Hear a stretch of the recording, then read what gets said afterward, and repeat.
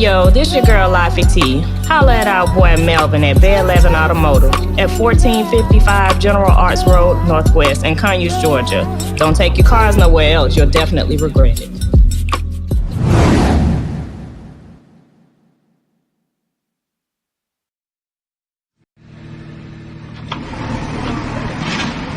Let's start the show.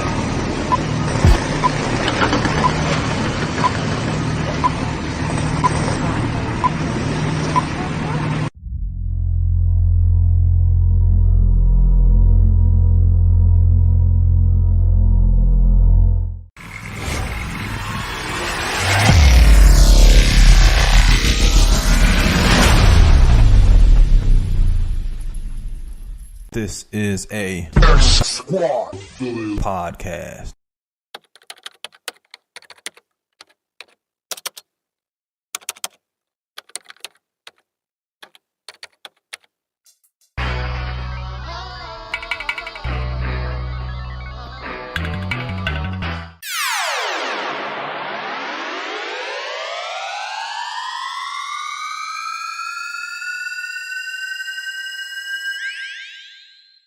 Look, I'm sorry for not returning them calls.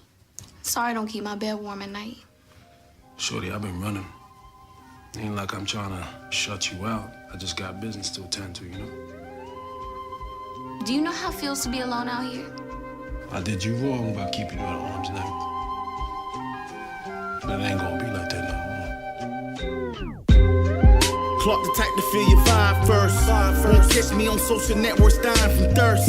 Even though they say the flesh of man's biggest weakness. Cause when I see your thick frame, make me pray to Jesus. God, dicker cause she bad with a tunnel vision. Eyes connect, I get that look like boy, come and get it. Just trying to hit the right positions when you come to visit. We can do whatever you like, whatever thought the ticket is it. The way that you design, exquisite. Just naturally defined, saying outcast, but ahead of your time.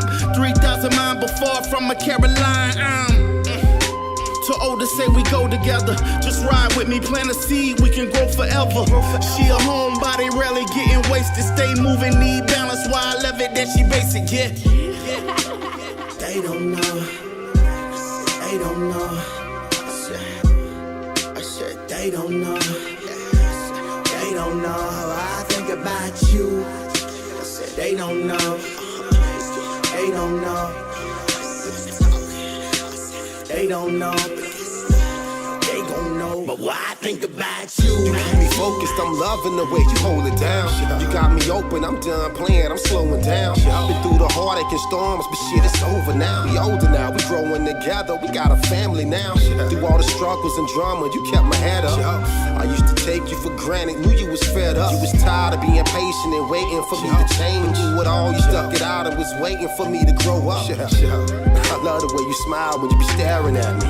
Drive me crazy sometimes, but no, I make you happy. Nobody thought we could make it cause we was opposites. We just let them haters keep hating and we just laughing at them. They probably tear us apart if we was to ever let them. We go through drama like them, but we'll never tell them. They try to be in your business with all them different agendas, with ill intentions cause they bitter, but we never sweat them. They don't know. They don't know. I said they don't know. They don't know how I think about you. I said they don't know. They don't know. They don't know. But they gon' know. But what I think about you.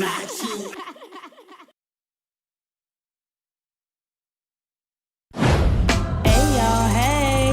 This is Laffy T, and you're listening to The Country Road Show. This is a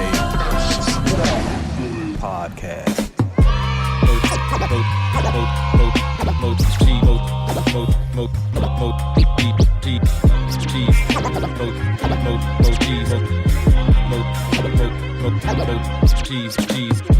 Yes, sir. It's grits, fool. It's grits. We good now, though. We good. We here. Nigga, we made it. What did you do, little shoe? They over here early drinking like an alcoholic. Hey, it's called pre-gaming around this joint. That's what we call it. Who's like the ugliest, most recognizable person that you know? Honestly, I'm leaning right now toward Dennis Rodman. I will get into that conversation in a minute, but I'm leaning toward Dennis Rodman. Now, we're just wondering, so is Big L a hater, or does he get hated on? The people would like to know. Let's take a vote. I'm just wondering, how do you guys feel in the chat? I think I know how it's gonna go.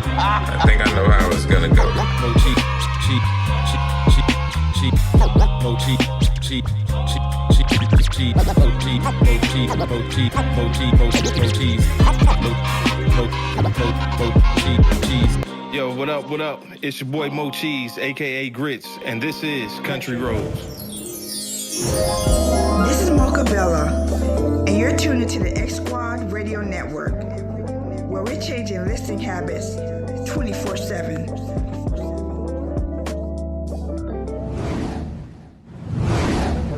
Hey, X Squad, I got one more question, man.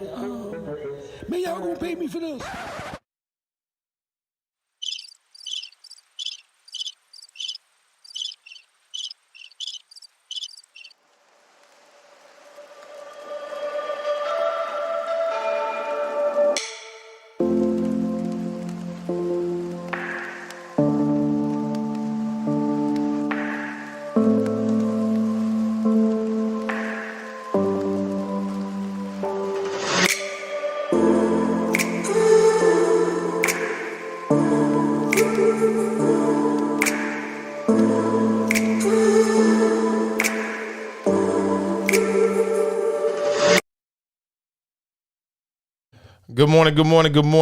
Good morning. What's up, party people? It's your boy Moe Cheeze, aka Grizz, broadcasting live from the Country Roads Diner. This is the Country Roads Experience. I want to thank you for tuning in to the Tune In, however the hell you might be tuned in this morning. For my YouTube viewers, I appreciate you. We will be on camera here shortly. For my people listening in the background via xsquadradio.com, Blazing 420, or any of the other 140 stations that we are broadcast on, we definitely appreciate you for tuning in to the show today. We're going to get it started here in a moment. We're going to get the show started. Sit back, relax, enjoy this little track real quick. Wow, you have so much music. Who are you listening to?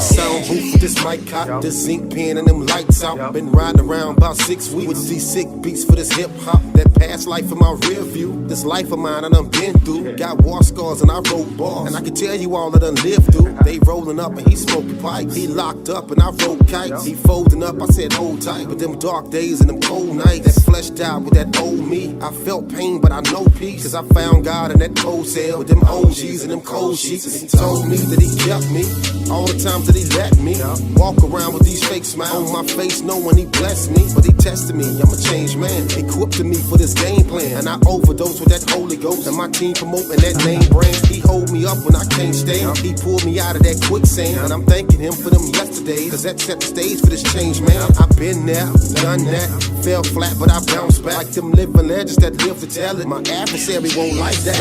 Been there, done that, been there, done that, been there, done that. No, never wanna go back. Been there, done that, been there, done that. Tell them that we run rap and no, never wanna go back. Been there, done that, been there, done that, been there, done that. No, never wanna go back. Been there, done that, been there, done that. Tell them that we run rap and no, never wanna go back. Keys opens doors. How many you wanna go open? Ride around in my side of town, open up with he closing. Have you ever seen me focus? Have you ever seen me broken? Have you ever seen me moping? Probably, but I'm growing. Facilitate with that untapped power to go run rap. Nails all in my pathway, but don't worry though, cause I'm run flats. Genesis, don't look back. My energy is on my enemies.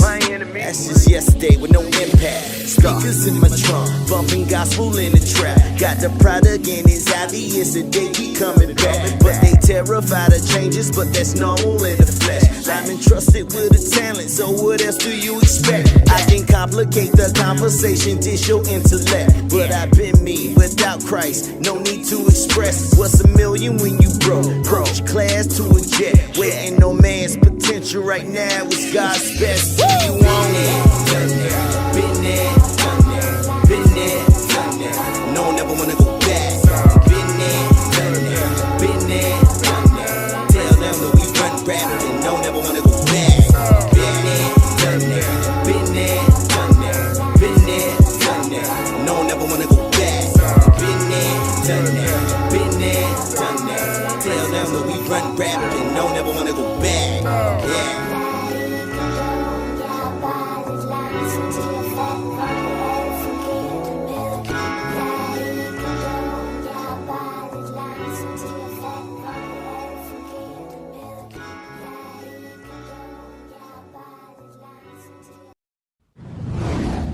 Yeah, man, it's your boy Lilo Jones, aka International Lilo, ATL's most interesting Negro, and you listen to X Squad Radio. You dig?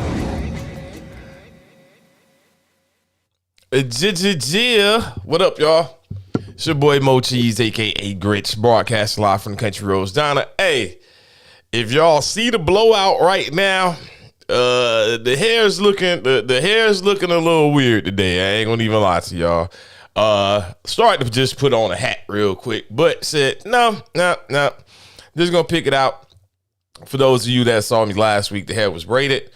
So the braids came out on yesterday, and y'all know how that goes when the braids come out. The hair looks a little bit different, so it's a lot straighter. I'm actually seeing some grays popping up out of here. Although it's a whole lot of it, man. It's a whole lot of gray up here, for real. But just to get into it, man, I had a great weekend. Was able to attend the Black Man March on the Capitol. It was a nice turnout. I did post some videos on Facebook, so if you're following me on Facebook, you can go see where I did some live videos from there. You had the Atlanta News came out. I actually was able to do an interview with the editor-in-chief of the Atlanta Voice. I was going to try to have some people on this week from the march, which I should have been a little bit more diligent in my efforts, but it was just a lot going on this weekend in general. Just to give you an example. So me and Laffy went down to the march. Shout out to Laffy for being down there with me. Went to the march. The march probably started around 2-ish.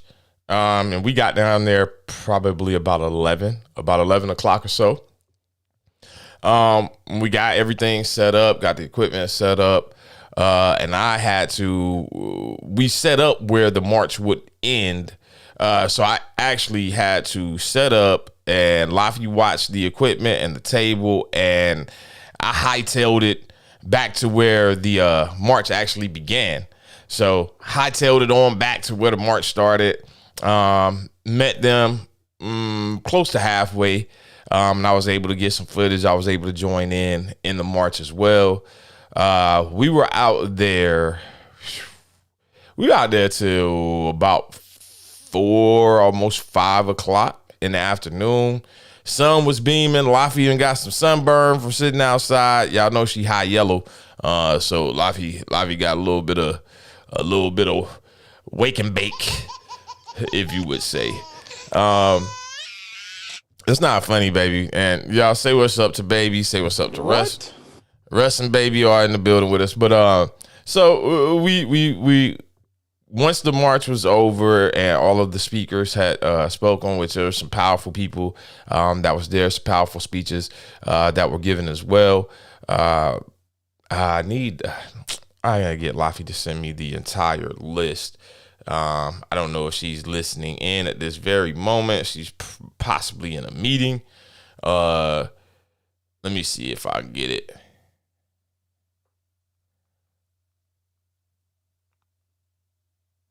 Apologize, y'all.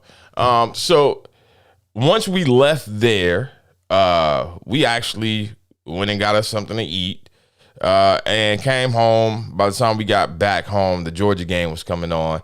So that's really the only thing I really got to watch. Technically, I flipped back and forth between the Georgia game and the Braves game against the Mets. So, and shout out to the Braves, man. Shout out to the Braves. Shout out to my team. So watched the Georgia game in almost utter disappointment as they tried their best to give the shit away. Shout out to PNP in the building. Shout out to Said G in the building with us, and shout out to my guy Sluggo, the financial advisor for X Squad Radio. Appreciate y'all for checking in.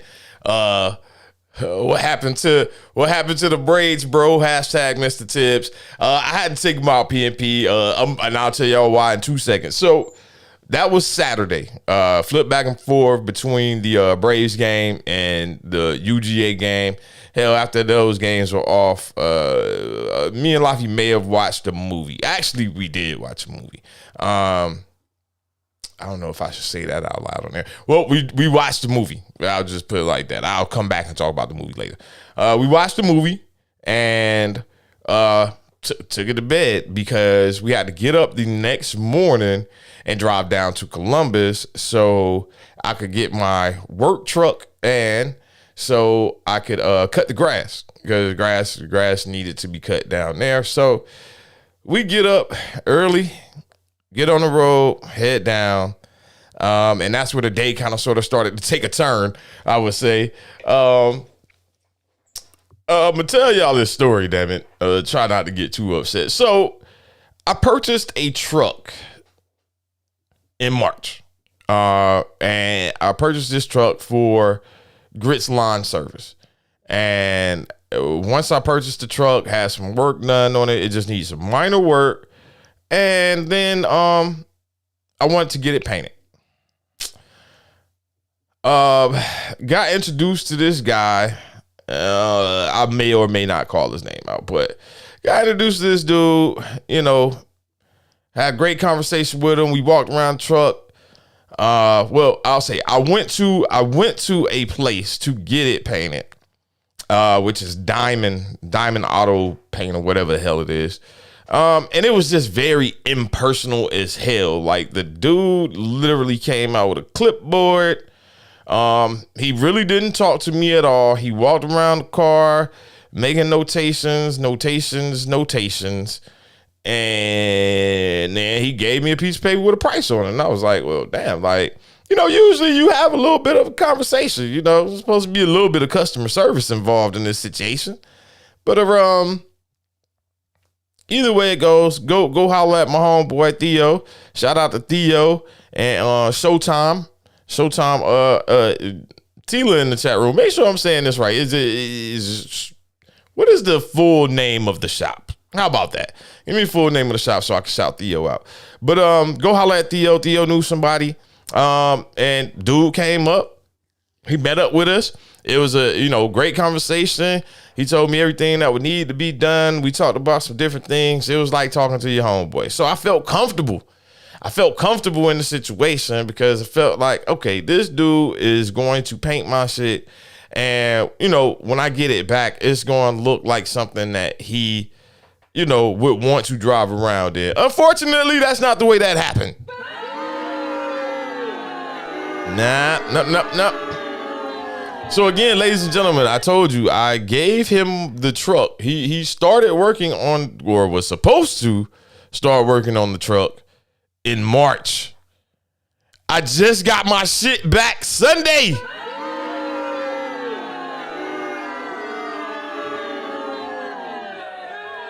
Not only did I just get the truck back on Sunday, not only did I just get it back on Sunday,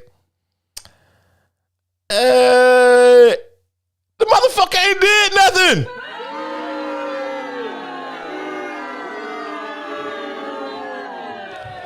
Yo, he stripped the paint somewhat. He got some Bondo work done on it, you know, to get the dents out and stuff. But other than that,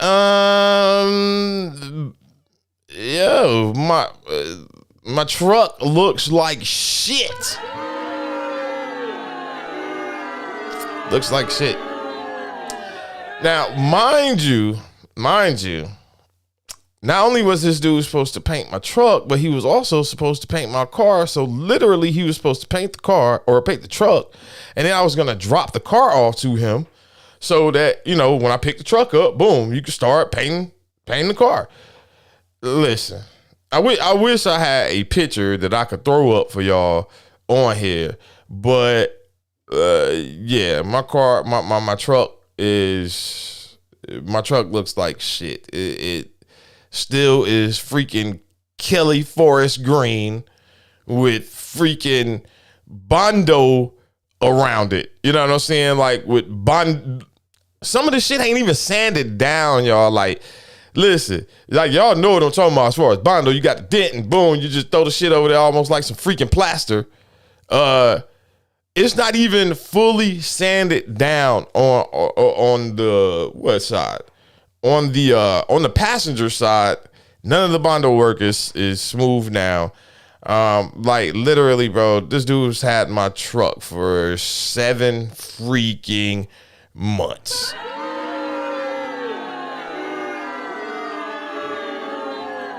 Hey. Now, at first it was understandable. He had a loss in his family. He lost his son. But here's the thing. Like, he lost his son and he was going through a grieving process, but I was already supposed to have my freaking truck back when his son passed. So I was trying to give him some time, you know, with going through the grieving process, but then it just became a situation as to where Buddy wasn't answering the phone calls. He wasn't responding. Come to find out, this dude done had a freaking after-hours spot in his paint shop, in the back of the paint shop, and the freaking after-hours spot done got raided. So the after-hours spot gets raided, which delays the whole situation again because now none of the vehicles that are at the shop can be moved. I'm assuming he loses the shop and now he's trying to do work from home. Long story short, man, he ain't do shit. So I'm be getting 110% of me monies. I really want to just take him to court. I really want to take him to court. I'm just trying to decide, should I wait to get me monies back first and then sue his ass, or should I just go ahead and sue his ass? You know, it's one of those type situations. But yeah, so after literally going down to Columbus, cutting the freaking grass, doing the yard, finally I get a phone call from this dude. Now, mind you, I had already had a conversation with him last week telling him, hey, look, I have to have my truck Sunday.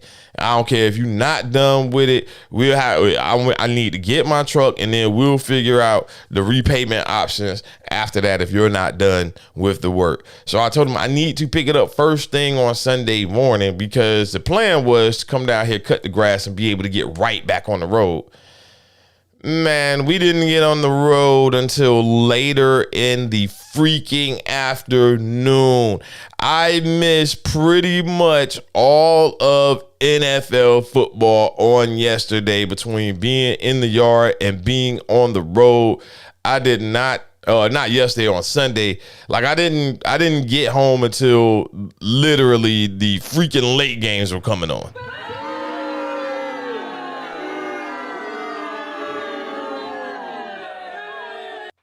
Right. Said G in the chat room says Moe's truck is out here looking like he let somebody throw oatmeal on his truck and let it dry. That is absolutely how the truck freaking looks. Absolutely how the truck looks, bro.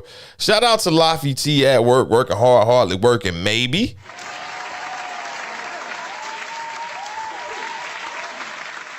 Matter of fact, we'll give you a proper introduction here. As you know, we got different commercials and things like that. So we'll give you a proper introduction. This is your girl Laffy T, and I'm here to tell you about Takeover Tuesday, where we're bringing you breakfast, lunch, a snack, dinner, and a nightcap. Catch your boy Moe Cheeze on the country roads from 10 to 1, where he's opening up a diner. Then catch your girl Tawanda from 1 to 5, where she's giving you the tea with tea and the black table. From 5 to 7, my bro got you cooking with the microwave. Followed by Mo Fish and Grits from 7 to 10. Last but not least, you got your nightcap with the Country Road Show presenting It's a Long Story. Please make sure you put your kids to bed. You can catch all of these on xquadradio.com, Blazing 420 Radio, WPAM, Fleet Radio Network, Spotify, iTunes, iHeartRadio, Google Play, and Spreaker. Get at 'em. Okay. We are back. It's your boy Moe Cheeze, aka Grits, broadcasting live from the Country Roads Diner. All right, so instead of running my own blood pressure up this morning, and yes, to everybody that's wondering, I have taken my medicine today. Instead of me running my blood pressure up, I'm gonna go back to a happier side of the weekend, which that happier side of the weekend went down on Saturday for the Black Man March on the Capitol, and I have the pleasure, ladies and gentlemen, to have the Queen on the line with me right now. We're gonna do a quick recap for you guys. I got Miss L.A. Pink on the phone. And L.A. Pink, I didn't want to say it wrong. I know you are the first lady of the Atlanta Street Groomers, but what is your official title? Yes, I am the president. I am the president. See, we can have women presidents, y'all. It can happen. It can happen. Absolutely. Hey, they have no other way. You know, I know how to submit to my husband and to my black brothers, you know, for you guys' high position. I know that the position that was given was just to, because I am a powerful woman. And like I tell people all the time, I'm very powerful. So I know my position, but I know that it doesn't outweigh a powerful man. I'm going to tell y'all how powerful Pink is. Look, if you are talking on the microphone and she takes 2 steps towards you and you immediately already know, oh, okay, y'all, I'm about to get ready to wrap this up. That is the power of Pink, y'all, because she had to hit the wrap it up button on a couple of people. Okay. I've been known to have, and without, you know, I try to give them signals and I try to signal out. But I feel like the rub of me being there beside you and understanding what you're saying, but let's wrap it up. You know, Bob already knows it. Everybody already knows what it means when I step behind you, you know. So they're learning slowly but surely. Stone had me and Laffy cracking up when you walked up behind him. As soon as you put your hand on his back, he was like, I'm about to wrap it up. You ain't got to rub my back. It's like... Okay, and that, but a lot of times too, when I have to do it to him, is to center him because he'll go. Stone will go, and it's a good go. But some things, you know, we're not ready to put out to the crowd just yet. You know what I'm saying? Like he has a lot of fire because he's so knowledgeable to everything, like, you know, to the word of God. You know, he graduated from Bible scholars schools, you know what I'm saying? So he's so aware of everything that's happening in the United States. Like he's good on the presidential side. Him and Al sits up and I tell them they're like written orthopedic books or something. They're just like some books that just have all kinds of information in it, because it's not one thing that Al throws out to him that he don't know, or that he throws out to Al that Al don't know, that they just sharpen each other's awareness of it, entwine in of the things that's going on. And so I just be like, it's so much, you know what I'm saying?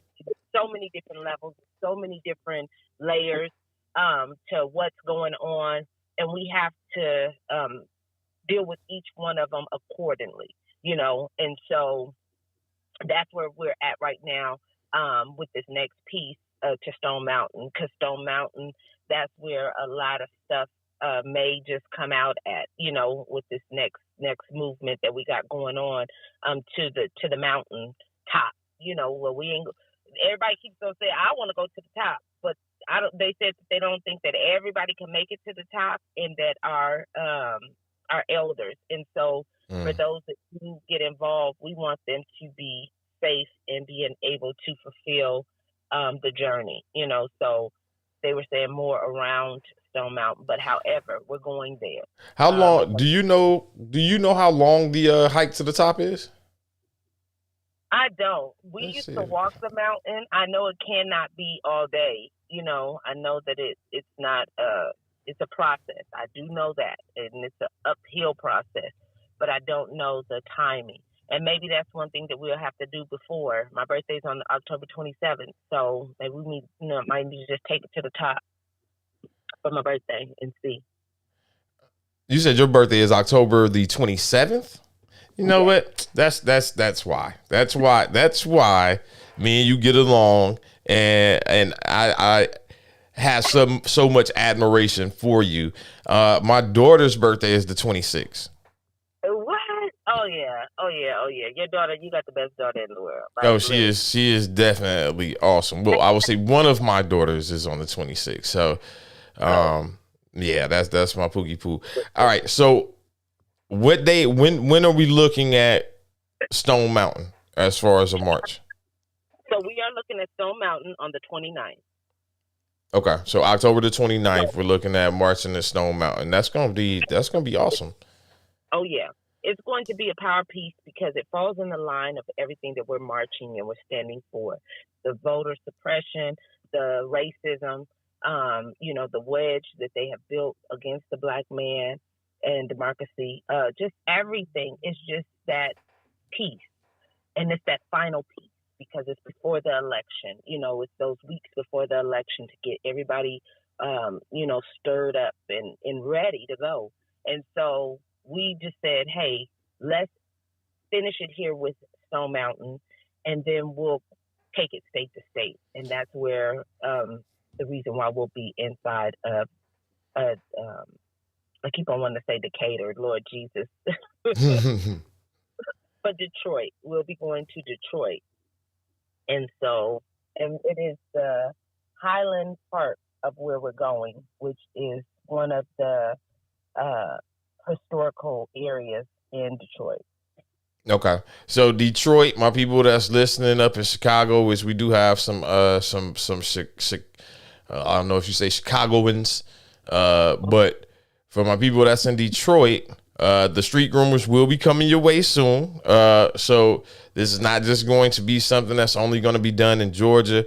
The events will be state to state. I'll make sure I keep you guys posted as to where. If you are not already following, Pink, the Facebook page is it Atlanta Street Groomers? Or is it just Street Groomers? It's Georgia Street Groomers. Georgia Street Groomers. Okay, so if you're not following Georgia Street Groomers, you can follow Georgia Street Groomers on social media, and they'll keep you posted. Our fan page, I don't mean to cut you off. Please forgive me. You good? Fan page is Atlanta Street Groomers. Okay. And I'm gonna put that in the YouTube chat so they can go blow it up. And I know you as always, you're out in the community right now working. I know you're on the way, I think, to the food bank or pantry. Yes, country. Yes, I am. Okay, so I don't want to hold you too long, but just give me maybe one or two of your highlights from the march, things that stood out the most to you, and what would we do as far as calling on the community to come out and we can garner more support. Absolutely. My highlight was the fathers walking with their children.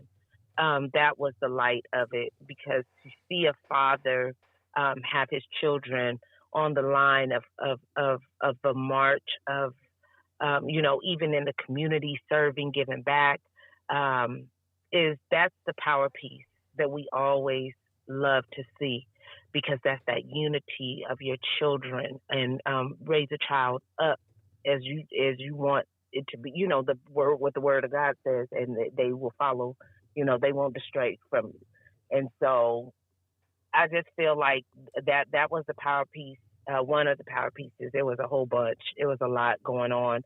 But the other question was, what was the other one? How can we garner more support from the community? How can we get more of these people out? Because I remember, I can't remember exactly who it was. Let me look at my notes real quick. I remember someone talking about us having more people at these events. It may have been Bob. I remember him saying something about people were asking, was this a parade or was this a march? Now, Bob Johnson, for the people that are listening, Bob Johnson actually runs the Juneteenth parade that's here in Georgia. But I know there were multiple conversations that were hit on. Number one, making sure that black men know that our black women are supporting us, and vice versa, but also about how we did have kids out and how we should have more people out for events like this. So I was just wondering, what's something what's a call to action that you would put out there? A call to action is, the one thing that I always look at is that God doesn't count numbers. And so people should be aware. People should come out. People should support. It shouldn't take for you to see the news and then you to say, oh, I want to get involved, or feel like it says black man and it should say something different. Or see that it says black woman, or see that it said, even if it was reversed, to say white woman or black or white man. They are standing up for something that they are going through. And so there should be no division felt towards you wanting to understand who you are, for those that don't understand. Because there is some people that is walking in the knowing that they're black, but they have been taught so long to water that down. Don't be too black. Don't be too this. Don't be too, you're radical if you do this, or and so we have to understand that we have to own our blackness, our melanin, what Pete says, the melanin. This melanated. Melanated. See, that's the reason why I'll be messing with that word. People want me to touch that word, and I'll be messing with it, because when you pay for that stuff, you don't want to be sounding all like all that. But however the case may, our melanate of who we are, but owning that and knowing what that means when you say that it's not that I'm trying to be better than anybody, but I know who I am, and I want to hold the power of who I am by my color of my skin, not by someone feeling like, well, all people matter. Yes, but this is not about everybody. This is about the black man. This is about the empowerment of the black man, of how so often it's taken, misunderstood. I say this so many times, that you guys are so misunderstood of being black men, powerful black men. I mean, I'm not saying anything good or bad about Young Thug. The only thing that I'm saying is, as long as he was wearing a dress, they were okay. But the minute he wanted to buy a land, buy property, buy a state, turn it over to his own, then that's when he was targeted. And then that's when the power of him has to be snatched. Because hold up, as long as you're making a fool over yourself, as a black man, you okay. But the minute you take power of being black, we have a whole nother problem. And so that's where we have to stop allowing them to do to us and allowing them to do through us because they use us. Hey, man, sis, you said a lot right there. You said a lot. And you know what? I hadn't even thought about that aspect of Young Thug. Like you said, everything was fine when he was walking around in a dress with his nails painted. Oh, yeah. And a gun down his throat. The moment that he started to purchase his own and get his own, there was an issue. Look, I'm gonna let everybody marinate on that one. I'm definitely trying to get everybody back on next week. I want to set it up so that we can have some of the speakers that were there. I want to have them on. I want to have the family of Mr. Atkins.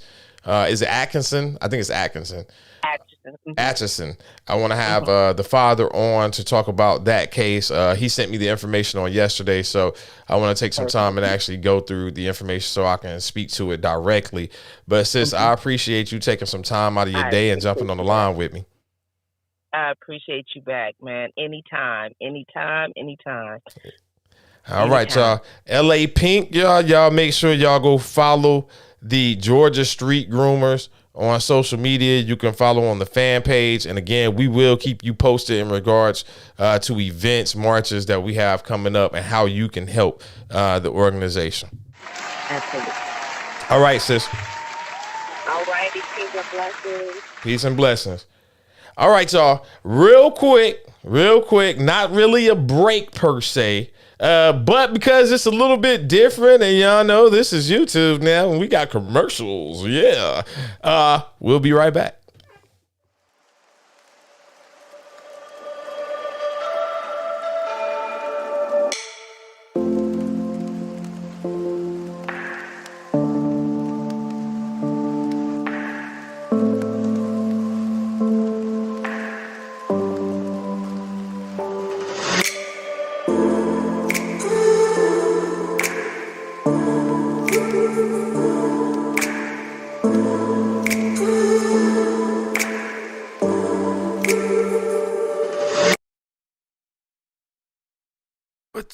What you say now? What? You know I can't hear. I'm a left ear. I don't like that dog of y'all's over here.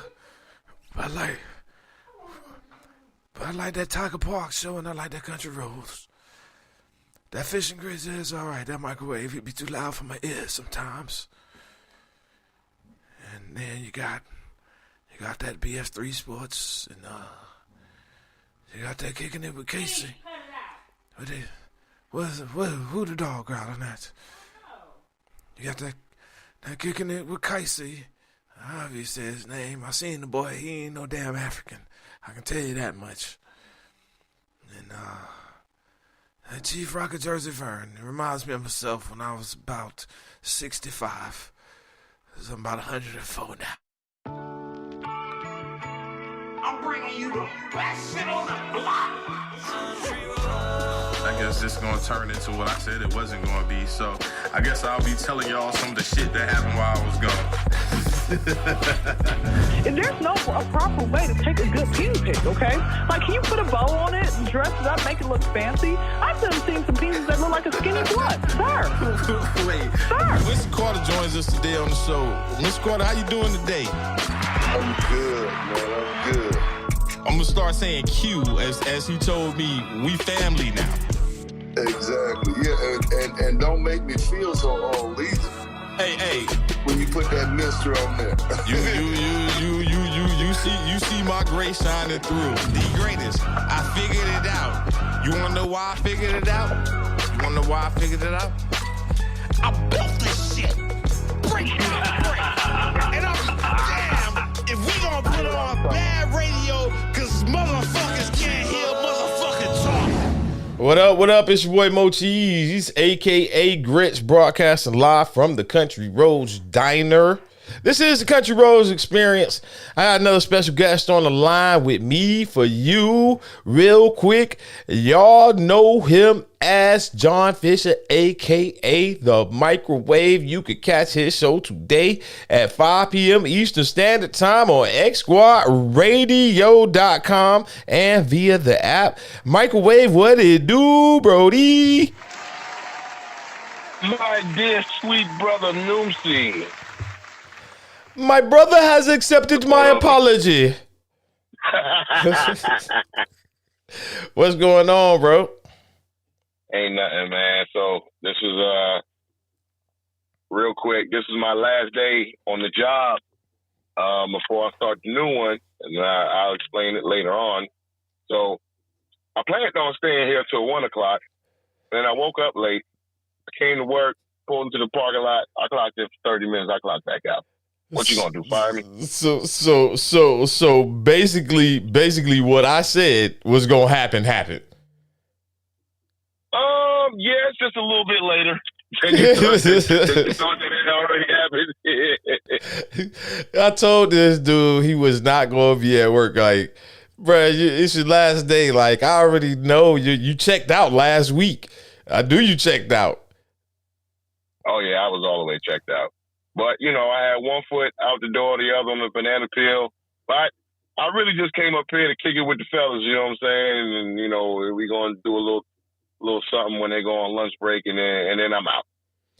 All right, so Microwave, you kind of gave me hell on Saturday. I was already having I was having a great day until, got home and turned the damn Georgia game on.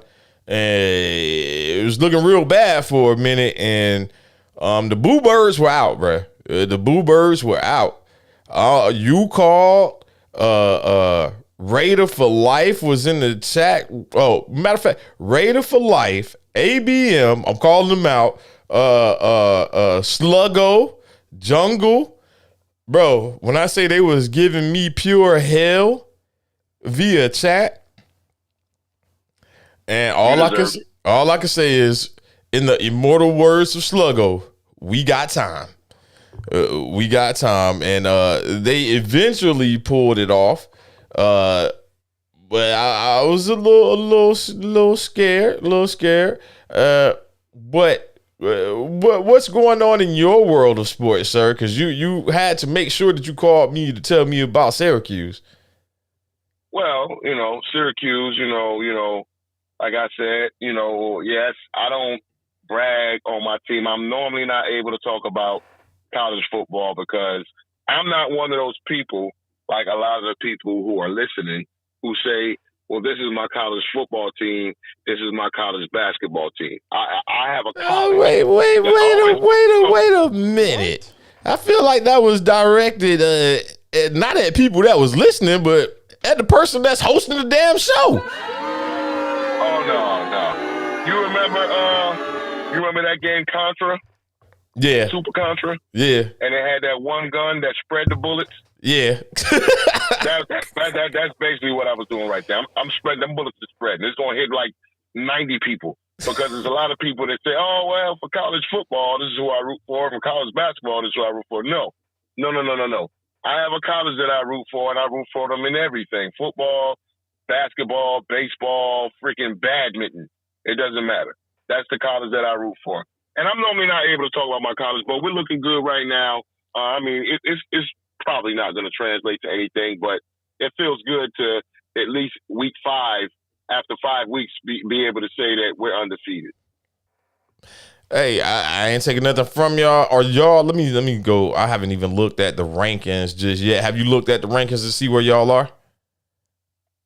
No, I haven't, because it's not going to last. Why? And maybe if I keep doubting them, you can keep clowning me, and they'll keep winning. I mean, I watched a piece of y'all's game, man. Y'all don't look bad, bro. And I'm gonna have to look at the schedule to see and what I love the coach, Dino Babers. He's a good coach, but how many top recruits are you gonna get to Syracuse? So us being 5-0, I think really relates more to the coaching than it really does the level of talent that we have. Like, we have a good level of talent, but they're coached up to a way to where, you know, we're 5-0. You know, I don't know when the last time we were 5-0. You know, it might have been when we had Donovan McNabb. It might not even have been then. But as far as Georgia goes, you know, sometimes it's hard to eat when you're full. Yeah. Yeah. You know what? And Georgia's problem has been for a while. For some reason, they played down. They played down to the level of competition instead of just coming out and being world beaters. I'm not going to say that necessarily happened this weekend.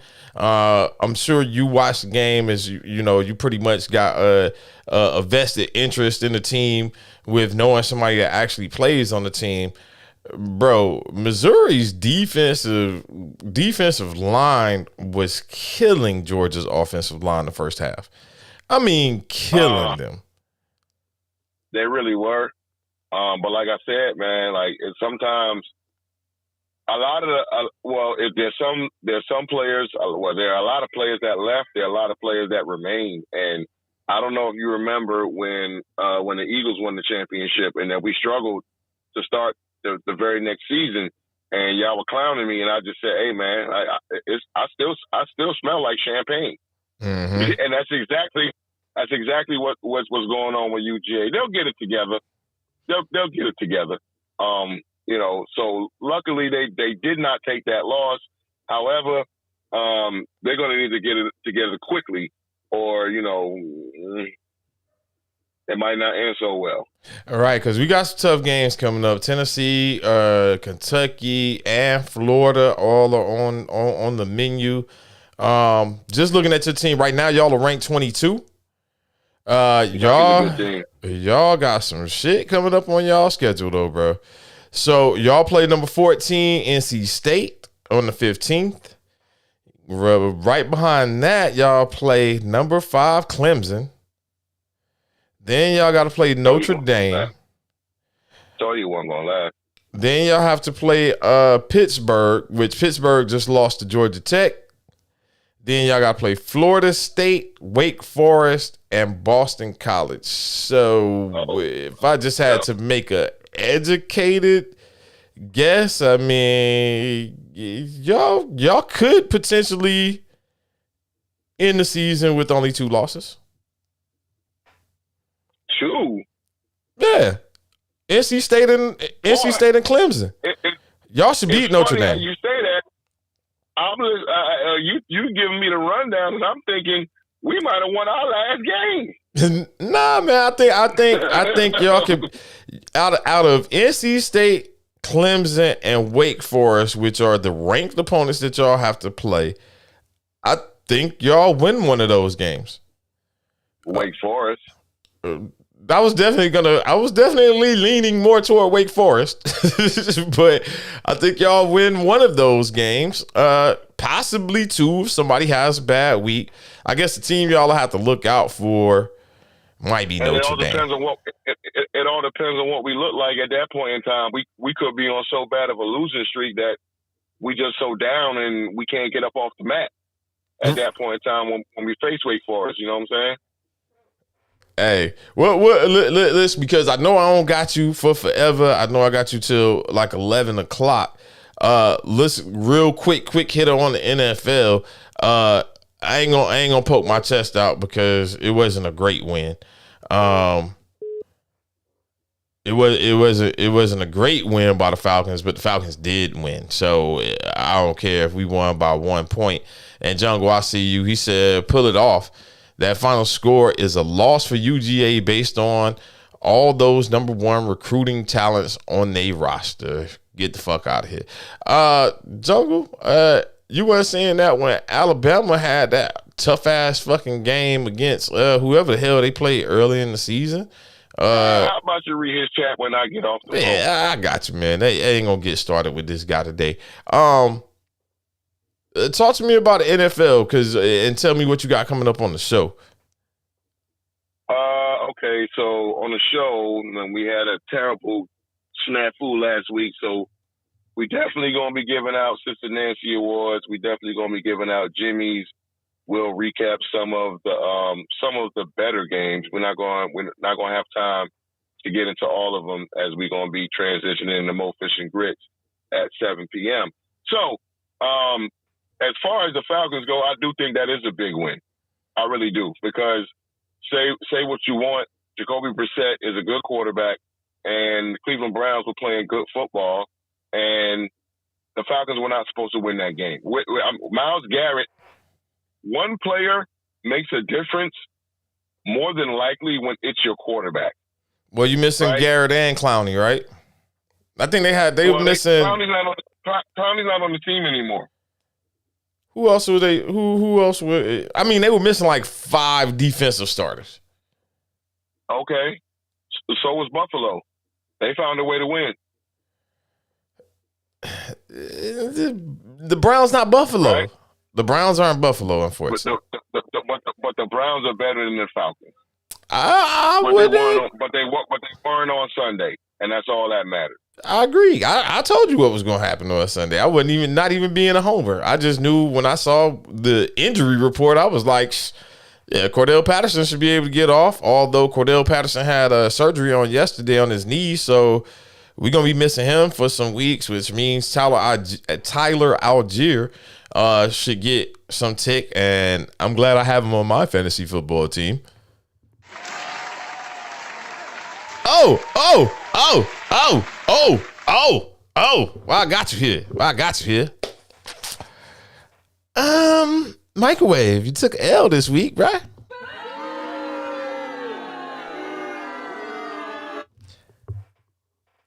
Microwave, you still there? I'm still here, you front runner. Yeah. Hold on, why are you calling me a front runner, sir? Because you talking about what's going to happen in week 6 and what's going to happen in week 12, and you don't whoop my ass and all of that shit, man. We're both 3-1, and if you pay attention, I'm ahead of you in the standings. So what? Microwave, again, you know what's about to happen. I'm about to activate 2 weapons on y'all asses. Hopkins is sitting on the bench. And Watson is sitting on the bench, chilling, gritting his teeth, waiting to get back into the NFL to go kick the shit out the Texans. I'm trying to remember. When we had that show and I asked you, would you draft Watson? What was your answer? Actually, when you drafted him, right before I was going to take him, I called you and I cussed at you. And when you drafted DeAndre Hopkins, right before I was going to take him, I called you and I cussed at you. So you know my feeling. Apparently, injuries occurred.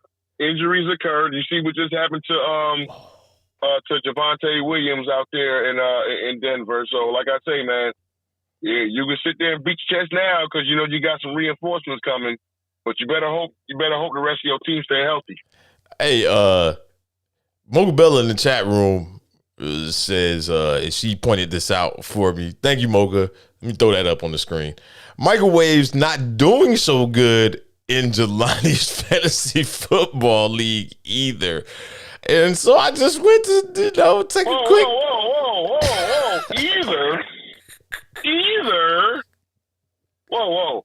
I'm not doing good in Jelani's fantasy league. Oh, shit. Microwave. In the Mo Fish and Grits league, I'm first place. Microwave. Hello? 0-4? 3-1. 0-4 in the T-Wams league, brother? What is going on out here? You call them potatoes, I call them French fries. Man, hold on. Matt Stafford with negative .24 points. What in the shit?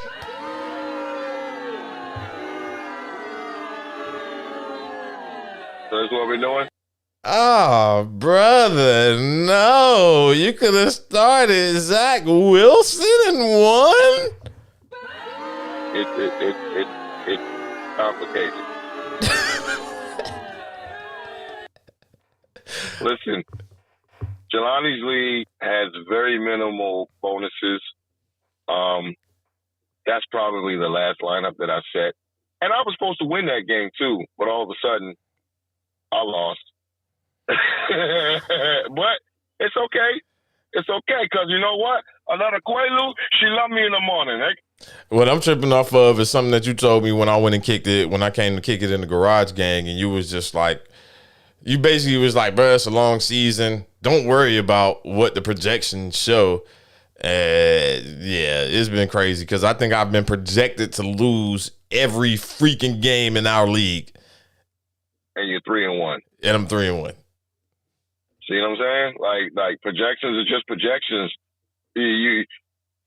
Somebody on your team who's one of your major players is a game time decision, and now he's not playing. Now you got to put somebody on your bench who's projected to get half those points, right? Then you got the dude who's supposed to be your bell cow.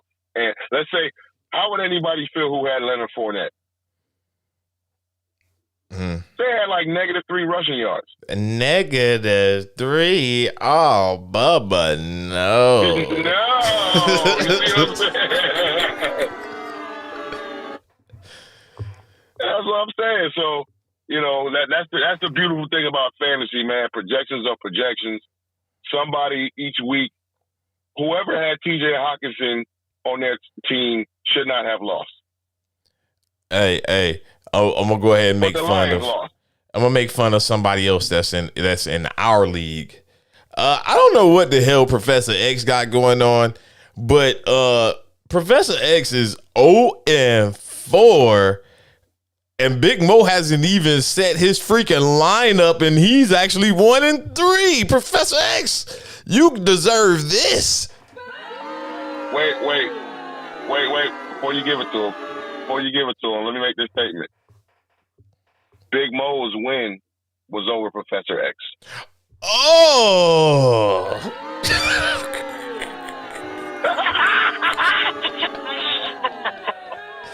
So you mean to tell me? Oh, damn. He whooped his ass too. Bro, Professor X, how you lose fantasy football to somebody that ain't even set their lineup? Don't even know how to log into their account. Don't even know how to log into the account. I need to go on here today and change his email or something and send him a new email to be able to add like another manager to his team so he can actually log into this joint. But yeah, that's do that because he got a good squad. He wouldn't have lost this week if he'd been able to log in. Hey, I might do it. I got to see what our schedule look like. I need to see what the schedule looks like before I give him access to his own team. Moga, Professor X is 0-4. I think he might be the only one. Let's take a quick gander. Oh, Bubba. No, he's not the only one. The greatest. Oh, what's going on with these goose eggs over here, bro? You 0-4 as well.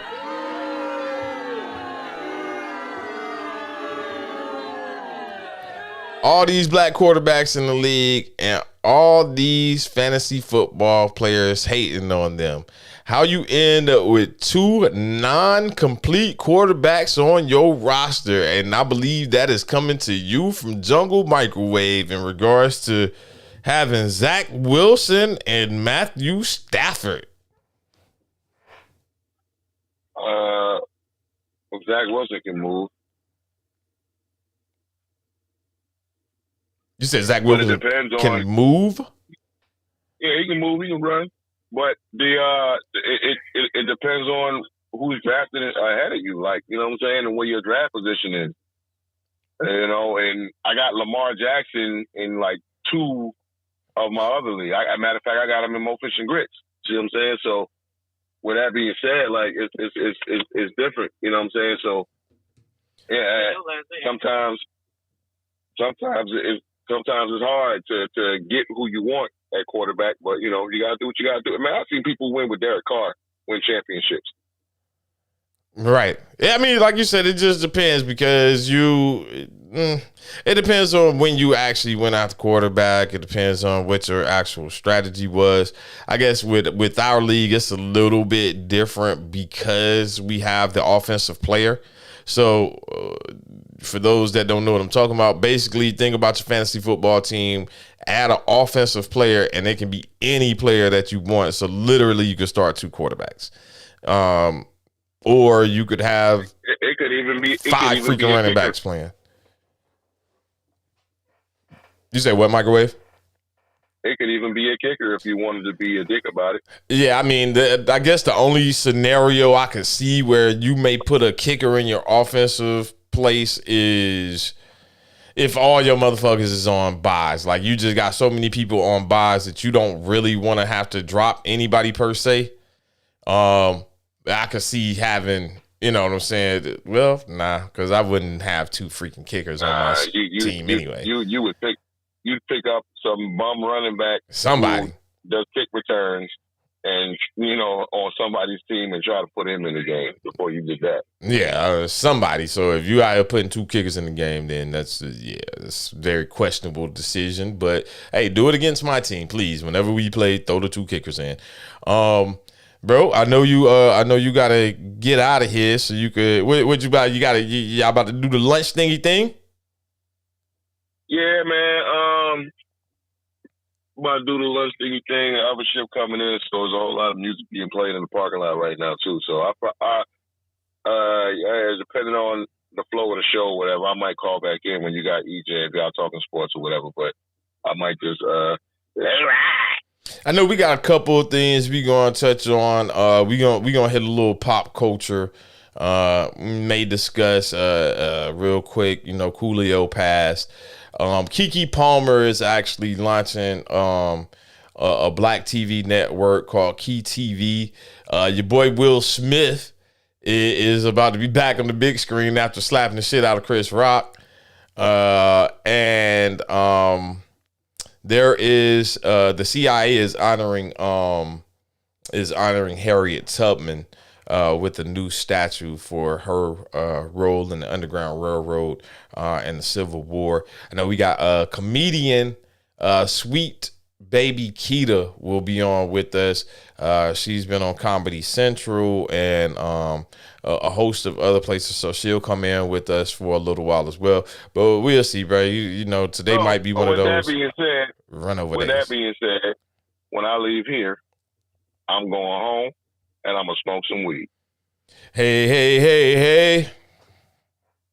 Smoke weed every day. I have my ears on. I'll be in the chat room, and I just started doing show prep early as hell. Yes, sir. I appreciate you, broski. All right, bro. Love you, man. Love you too, bro. Ladies and gentlemen, that was the Microwave. John Fisher on the line with us. Y'all know what time it is. Matter of fact, I'll show y'all what time it is. We're about to get this thing started. My bro EJ is going to join us here in a moment right after this quick break. Again, y'all make sure y'all stay tuned. We have comedian Sweet Baby Keita is going to be joining us as well. So y'all stay tuned. EJ Thomas, Miss Controversy, joins Moe Cheeze, a.k.a. Grits, for right here. Country Road's hot seat, motherfucker. Let's go. Oh, you have so much music. Who are you listening to?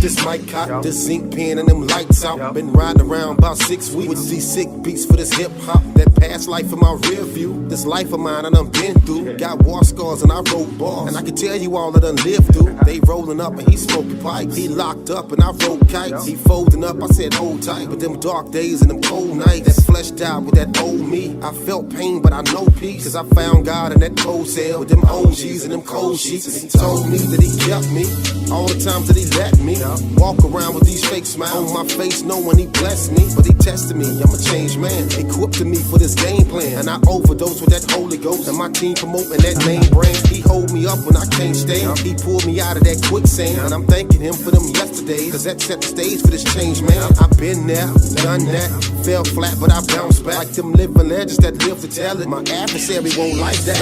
Been there, done that. Been there, done that. Been there, done that.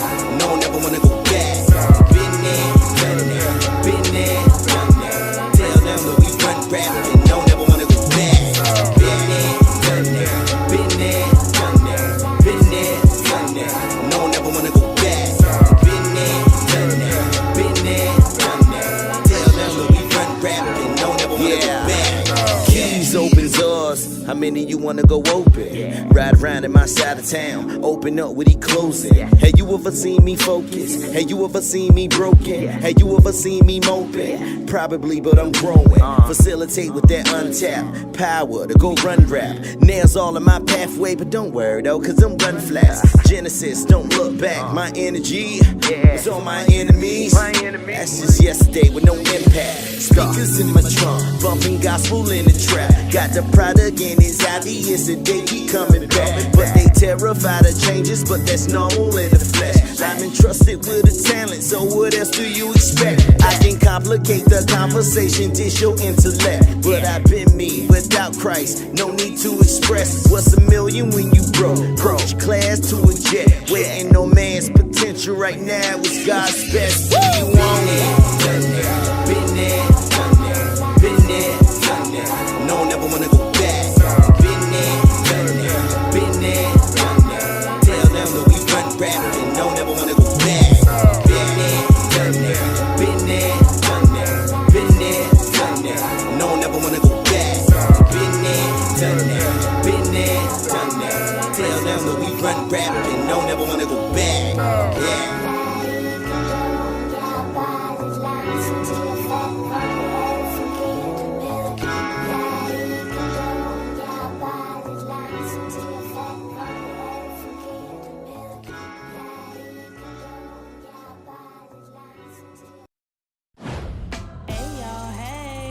This is Laffy T, and you're listening to The Country Road Show. This is a podcast.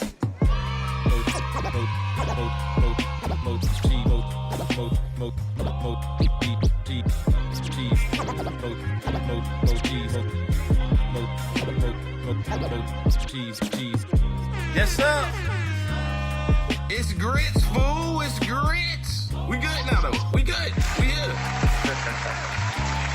Nigga, we made it. What it do, little shoe? They over here early drinking like an alcoholic. Hey, it's called pre-gaming around this joint. That's what we call it. Who's like the ugliest, most recognizable person that you know? Honestly, I'm leaning right now toward Dennis Rodman. I will get into that conversation in a minute, but I'm leaning toward Dennis Rodman. Now, we're just wondering, so is Big L a hater, or does he get hated on? The people would like to know. Let's take a vote. I'm just wondering, how do you guys feel themselves? I think I know how it's gonna go. Moe Cheeze.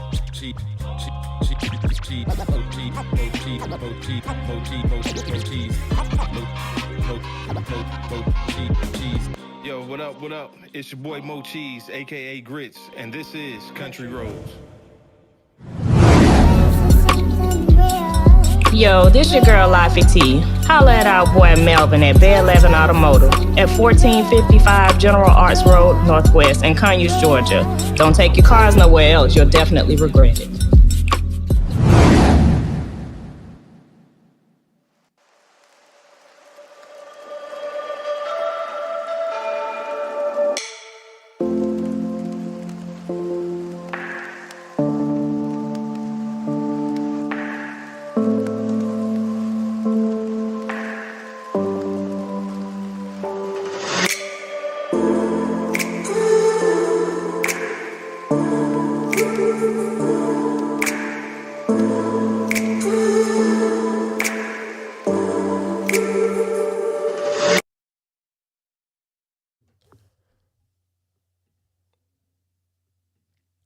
What up, what up? It's your boy Moe Cheeze, a.k.a. Grits, broadcasting live from the Country Roads Diner.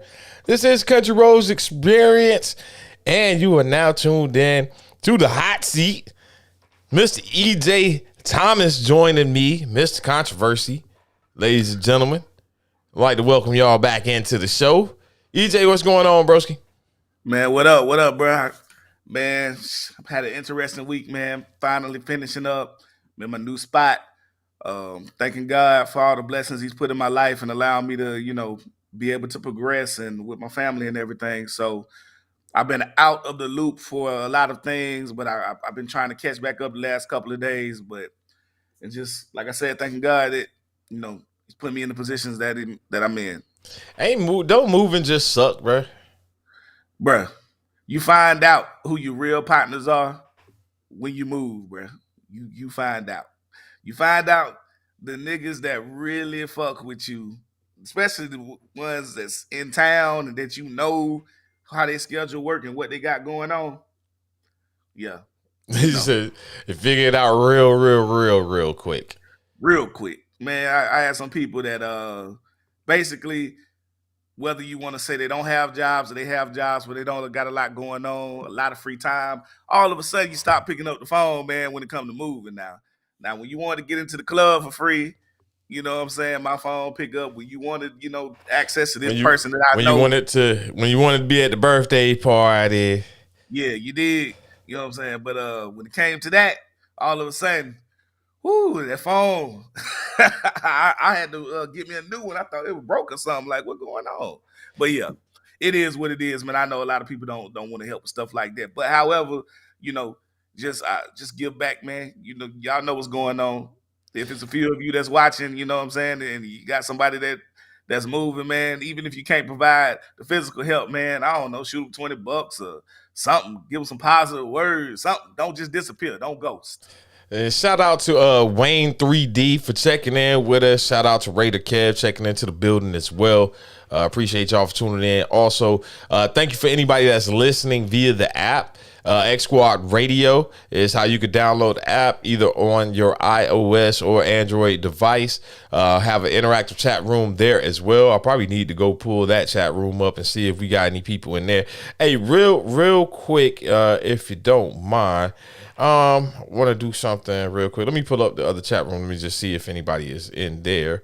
Go check that out real quick so I can make sure I say what's up to everybody. I believe the people that are there are checking in via the app, so I've already said what's up to them because they're here on YouTube as well.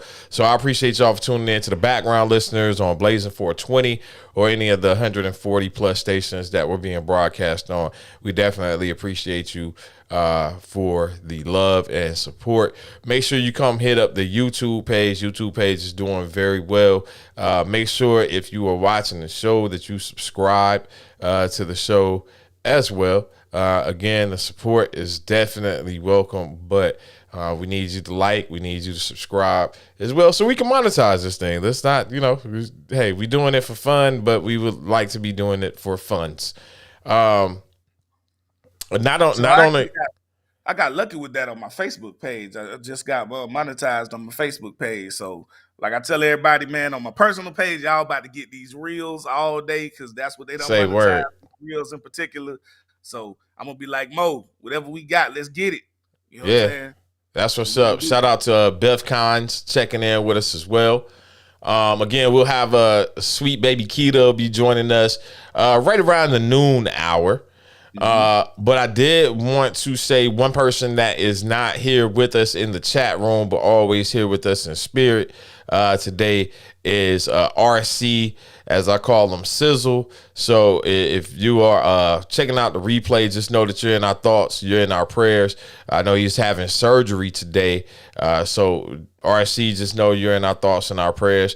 Everybody just make sure you send up a prayer for RC to make sure that he has a speedy recovery with his surgery. But I definitely will check in on him later on. Shout out 334 checking in with us. I see Bama jump Georgia in the standings. So Bama is sitting at 1 right now, EJ. Georgia sitting at 2. How you feel about that? Man, I feel that at the end of the day, as long as you the top 4 seeds, shit don't matter. We showed last year as a 3 seed, we came through, or 2 seed, whatever we was, we wasn't a 1. We showed what we did. So it doesn't matter at the end of the day because the bowls determine, where the game's gonna be played at anyway. So get Yeah. in there and knock them out. If we win every game by 1 point, guess what we end up with? The Goddamn undefeated season. national champion. Yep, a national championship. So I do understand 4 things to talk about and for just I guess posterity or whatever. It does matter how you win. Sometimes it does. But I'm glad that we are having issues now because you want issues early in the season. Even if you took a loss, you always want to take your loss in the beginning of the season. So you can go on the run and Definitely. keep on. Did you get to watch the game? Yeah, part of it. What I saw was offensive line play didn't play up to their capabilities in the first half. Second half is when we ran the ball more. First half we were like 3 point something per rush. Second half it was 7.5 per rush. So I mean that's a big difference. If you almost a first down every time you run the ball, of course. And the I think somebody went in the back and said, "Hey, big hogs, there's a difference in the school." Same thing with Kent State. So I'm glad we're becoming a second half team though, because Yeah. that had been some of our issues last year. We were front runners. We get a big lead and cool. Now we're seeing we can win in a lot of different ways. So, but as we know, like I said last week, it's going to end up being an issue with the quarterback. So, everybody everybody's gonna be on him. If he makes a mistake, first mistake he makes, they're gonna be on him, man. So Definitely. Hey, I gotta read this one just because shit's funny. You see, I'm sitting over here laughing. I see it. From Jungle Brother the chat room, tell EJ he can apply to become a New York Giants fan as long as he can pass a 20-question assessment test on Black history. Hey, that's pretty. That's funny, but nobody. That was actually a good one. Now, nobody wants to be a Giants fan though. What I would say to that is, the Giants are, again, a win is a win. You know what I mean? So it don't have to be beautiful. It don't have to be pretty. You get the dub. Am I worried about them in any type of playoff scenario? Not really. But the East is up for grabs, man. Well, at least a playoff spot is up for grabs. I don't think they're gonna be able to beat the Eagles, but playoff spot potentially is up for grabs for them, man. Keep giving them wins. I'm happy for them. That quarterback, Jacobs. With Danny Dimes, whatever they call him, nah, he ain't the one. Yeah. They out here praying for Danny Dimes to be knocked out for the season so Tyrod Taylor could take over on the helm. Like they've been praying for this before the season even started. They was hoping that man got hurt in the preseason. I don't know, man. I don't know, man. To me, it'd be hard to be a fan of the Giants recently with everything that they went through. But I guess fandom is, we call fans for a reason, short for fanatic. Hey, we'll move on. I did want to say this real quick though. Hey man, we got some shit coming up, bro. So coming up as far as Georgia's schedule, you got Auburn. You would wait. I thought you said we got actual shit coming up. That's what you meant. We got shit. Hey man, Missouri is supposed to be horrible. Auburn should have beat LSU. I'm pretty sure they if he hasn't been fired already, I ain't even had a chance to look. If he had been fired, he'd be fired real soon. Vanderbilt, not really worried about that. We gotta play Florida. Auburn, tell you something about Auburn. What's up? Real shit, bro. Real shit. Your program ain't shit when neither Alabama or Georgia are talking about you anymore. Like, we don't even discuss them, like, for real. Unless it's just, like, like you're saying, just random what's going on with your schedule. They're not relevant like at all. So the only thing I can say about Auburn right now, the best thing out of Auburn is on Georgia's sideline, and that would be Dale McGee, straight out of Columbus, Georgia. Has a impeccable high school record when he was coaching at Carver. Has a great recruiting record at Georgia. Pretty much returned Carver, Columbus back to being a powerhouse when he was there. But Dale apparently is rumored to be in the coaching hunt for Georgia Tech's job. Oh Lord, I forgot Beth is an Auburn fan. It's funny you come on today when we oops. Sorry about that. But it is what it is. So, Dale McGee, that's my guy. You know what I'm saying? Carver High School, you know what I'm saying? Head coach, won the chip. You know, we one of the local high schools here in Columbus. So, shout out to him. But I hope he gets his chance. That's what I would say, and I'm gonna leave Auburn alone. I like I said, it would be a good look to have Dale here in Atlanta. That would kind of be dope. As long as Georgia Tech's not playing against Georgia, I root for them to win, which those wins come very few. But they did beat Pittsburgh this week, which was a upset special and kind of dope. But moving away from there, hey, are you a Braves fan? Yes, I respect the Braves. The two teams that I care about in baseball are Red Sox and Braves. That's my home team, and I was a Pedro Martinez fan growing up, and so that's how I got to the Red Sox. For anybody who cares about that. Well, I just want to say shout out to the Braves. I ain't gonna beat people up over the head about it. Basically, we need one game. We need one win. We're playing the Marlins. They dropped the game last night. But from what I'm understanding, the team didn't actually get into their hotel rooms until 3 a.m. in the morning to play that game the following day, and they dropped it. So they need one win in this series, and they can go ahead and pop the bottles. And Mets fans, y'all shouldn't have talked so much shit at the beginning of the year when y'all was out here front running. And knowing that the Mets gonna Met, y'all do what y'all do it all the time. And this time they didn't. It wasn't like they had a catastrophic failure. They just got walked the fuck down by a better team. They got walked down by the World Championship Braves, and then they came to Atlanta at the end of the season where all they had to do is win a game, and they couldn't win a game. Atlanta beat their ass 3 straight games.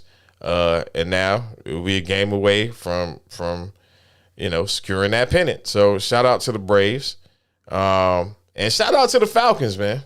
I know you're not a Falcons fan. No, not at all.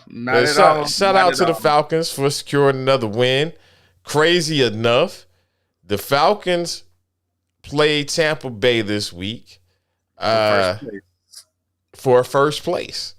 So a win. Who would have thunk it?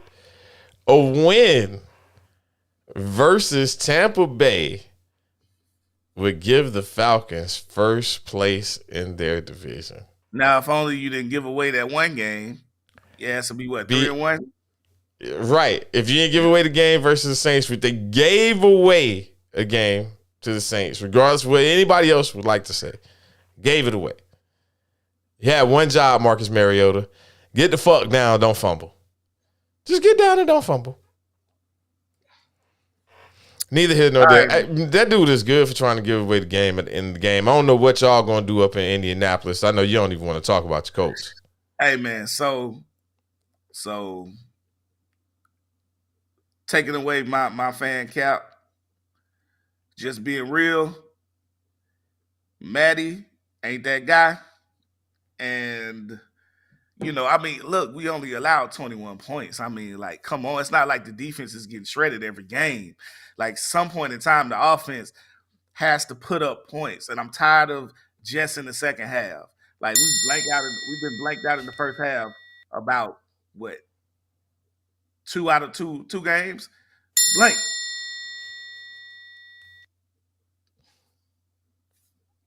I don't know, bro. Hey, Yeah, I just it hurts me because I see the potential. I see the potential, but then nothing is coming together. And Henry, we normally have one good game and one bad game against him. Hopefully, this was our bad game. You know what I'm saying? So because we've held him to like 50 yards before multiple games, and then he'll have a 100 buck 20 with a touchdown or two like he had this game, and hopefully this is the good one. I mean, that's his good game. He got it out of the way against us because we got to see him again. I'm gonna tell you, I ain't trying to make fun of you per se, but I'm gonna tell you who you sound like right now. Colts fans and Raider fans sound just alike right now. So I guess Raiders fans finally got they win, and so they no longer walking around here like instead of it being Raider Kev or Raider for life, they had deleted the Raider parts. But they got the Abbeys back up. They came back in with the chest poked out today. But yeah, like last week, the Raider fans, y'all real close right now, bro. What do you think about and we can revisit this topic from last week? We had it. What do you think about the Tua situation now that we all knew that a head was going to roll? So now all of a sudden they fired the doctor. Bro, I told you, it should have been multiple people that got fired. Exactly. You know what I'm saying? It should be the whole team. Somebody should have stepped up and been like, bro, this man throwing gang signs, you know what I'm saying, on national television, bro. Like the hand, no, bro. Like, nah, bro. That should not have been medically possible to do, or the staff should not have been able to make that call on that. That should have been instant, bro. You're not going back. I don't care how many ABCs you can say. I don't care if you can say it backwards, forward. If you can start in the middle and go both sides, bro. With something like that, even if it was for a flash, like it was, we'll have to holler at you next game. Now, if we in like a Super Bowl, you know what I'm saying, NFC championship game or something like that, AFC championship game, hey man, I might change my perspective just a little bit, you know what I'm saying? But 9 times out of 10, man, you can't do that. I don't care how much that player is making. I don't care, because you have to protect your investment anyway with it, because he's coming up on a big contract. This is his contract year, right? Isn't it? Or it might be next year. So, you've got to, both sides got to protect themselves. He needs to protect himself, and the team might want to protect him if they feel like he's the one that's going to take them into the next 10 years. So protect your investment, sit them down. I would sit them, you got to have some outside people come in, independent people that, are not paid by the team to really evaluate stuff like that. I really think that they should have a situation where it's not the team's doctor. I think they should have like independent doctors that aren't paid directly by the team. I don't know if you want to say NFL. Because they're not going to make the play. It's not the player's best interest at that point. It's the team's best interest. But having a quarterback go back out in the game when obviously, like I said, it looked like it was a flash knockout. I don't want to hear nothing about his ankle or his back. I'm sure his ankle and back was hurting. His brain wasn't functioning enough. He got that quick. Yeah, so your ankle and your back was hurting, but it was because your ass got knocked the fuck out. And I think they just got to do a better job. And here's the thing that I question. So there, at the beginning of the season, before the season starts, players take what is being termed as a baseline test. I've heard Randy McMichael talk about it. I've heard Dorsey Levens talk about it as well. And Dorsey being one of my brother's good friends, I feel like I can take his word. He was saying that a lot of players, what they'll do on the baseline test is they will dumb themselves down for the baseline test. So in the event that they are concussed, they are still able to pass it. You know what I'm saying? And I think you have to start there. what is a baseline test for a person when they're normal? And if I know that you're giving me this test to acknowledge my cohesiveness, then yeah, I might say some stupid shit on the test. You know what I'm saying? What if you were high the day that you got the baseline test? What if you were drunk as hell the day you got the baseline test? Or in a case, what if you just failed the shit on purpose?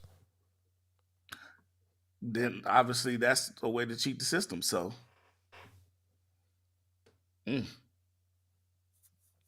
so I mean, what can be done? Like I said, obviously bringing in outside help, outside people. So did you look at Raider Kev's comment? I heard this from someone else, but it's a great point. In contact sports like boxing and MMA, when you are in concussion protocol, you cannot participate for months. But the NFL standard is a week or two. So there are reasons for that. In contact sports, you don't fight every day. You don't fight every week.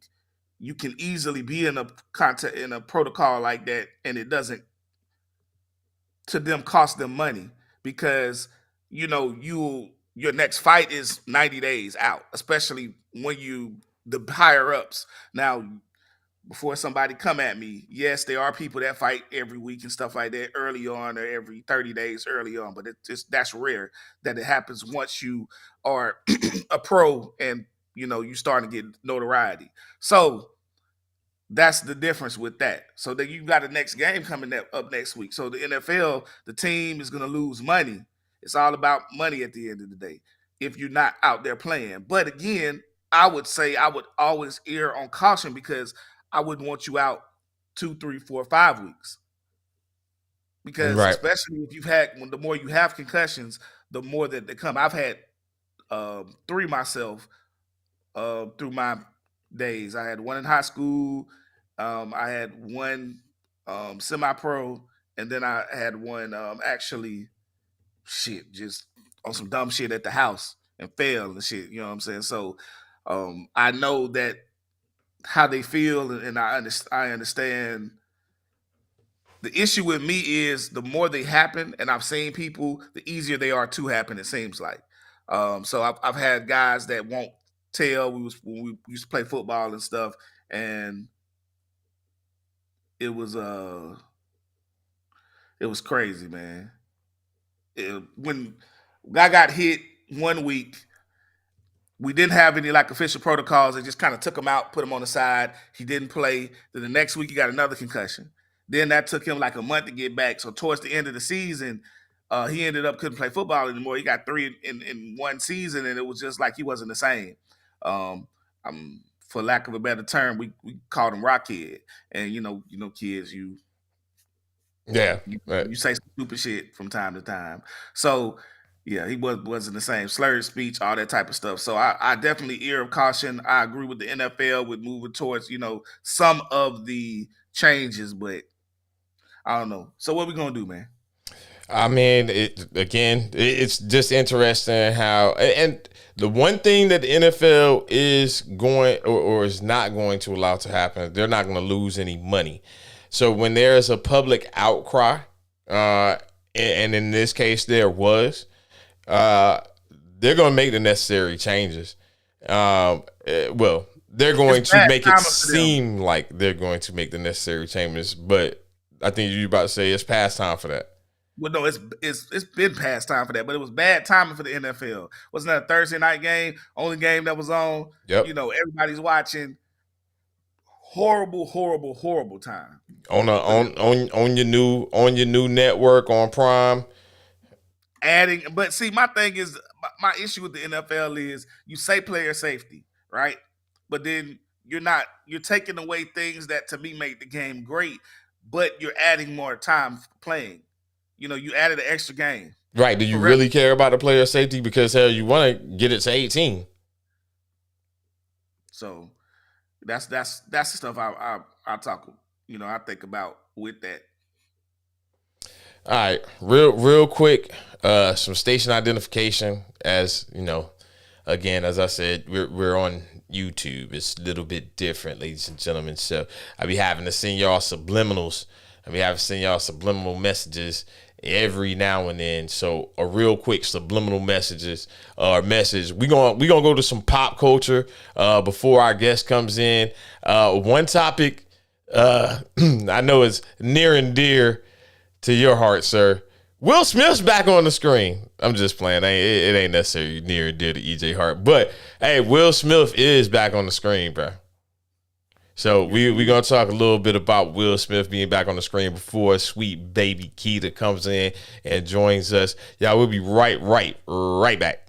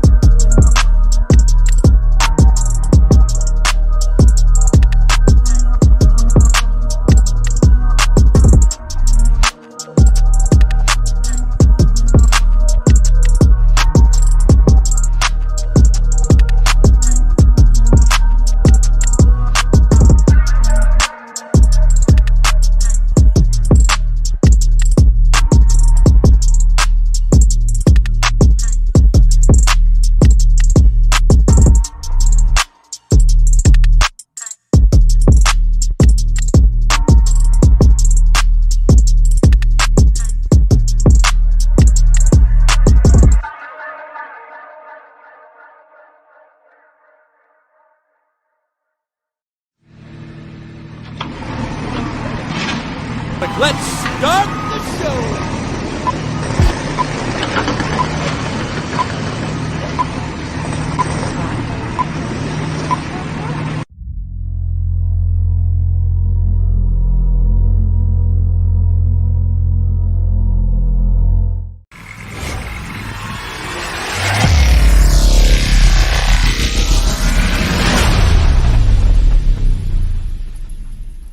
This is a Squad podcast.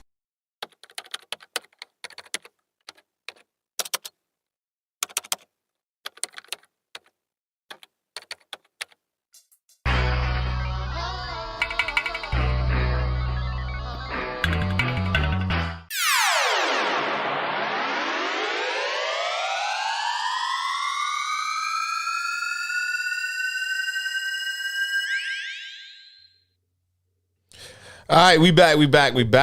Welcome back to the show. Thank you for tuning in. However, you might be tuned in to the tune in, whether that be here on YouTube, on the Country Roads EXP page, or you may be listening via the X Squad radio app. You can download that on your Android or iOS device. And you can also check us out on Blazing 420.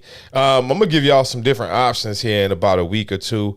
We're going to start saving the shows, loading those up to a couple of other pages as well.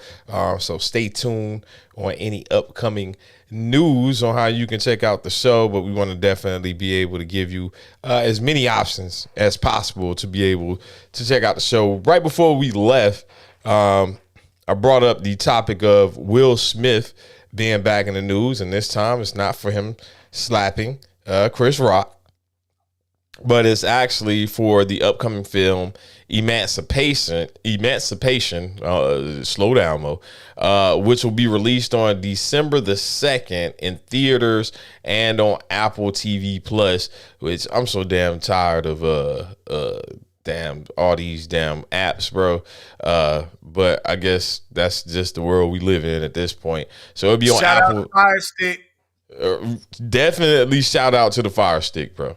Definitely shout out to the Fire Stick. But on Apple TV Plus, I think that comes out a week later is what I do remember them saying.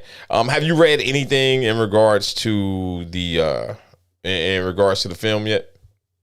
Yeah, so taking out the obvious BS, you know what I'm saying?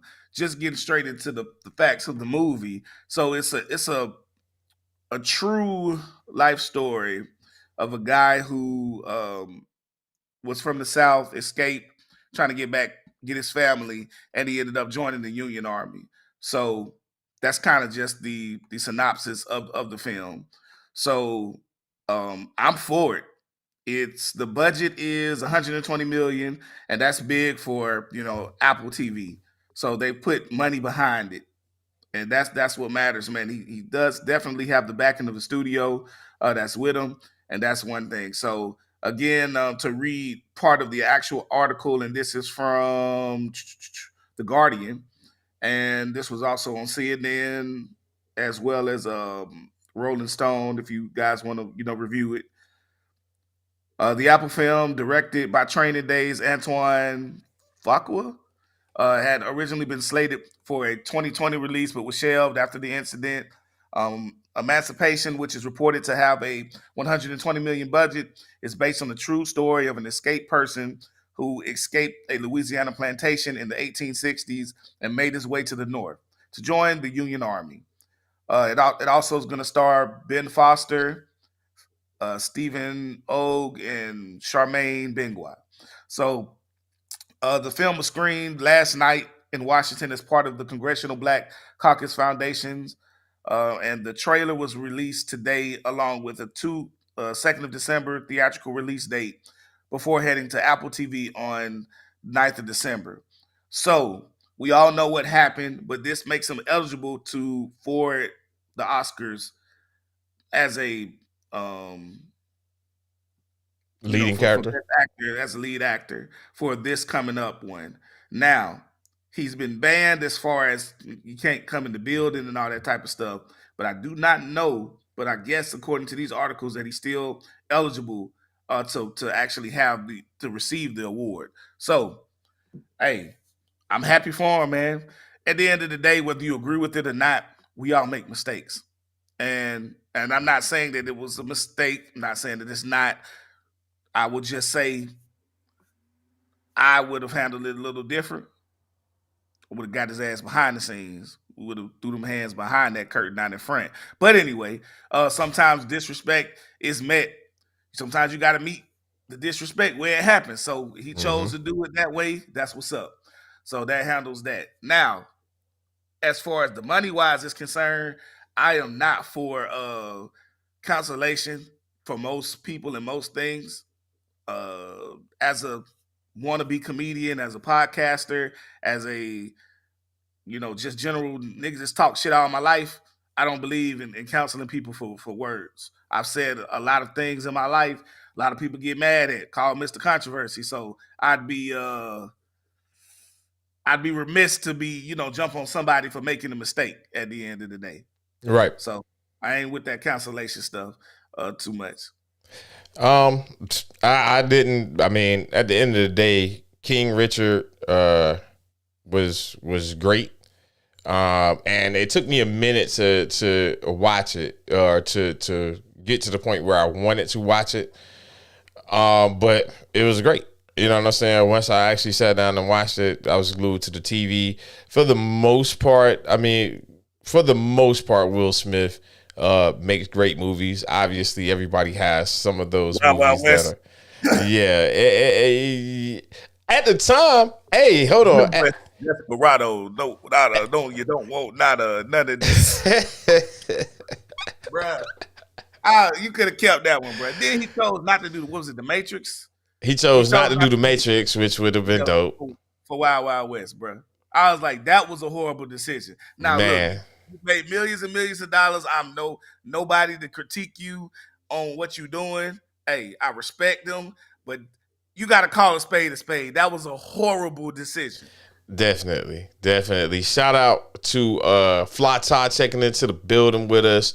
And shout out to my sister Poodle in Portland checking into the building. Tiffany Poodle in Portland will be in town for Stewie's Appreciation Week or weekend. So definitely looking forward to that coming up on the 15th of this month. My room? Man, we working on getting the room together, bro. We working on getting the room together.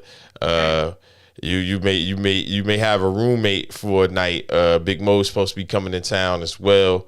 So I mean, the room it'll be big enough for 2 beds, bro. I mean, at the end of the day, we gonna be out and about. All we doing is coming home to sleep. Place to sleep about 5 hours and get back up the next day. You know what I'm saying? That's pretty much this gonna be it's like a Vegas trip weekend Except for I don't got to go nowhere. I'm still be in Georgia. I think I ain't gonna get no ass on this trip though, bro. I'm good. I'm gonna be good. he said he is not going to eat any ass on this trip. I'm just saying.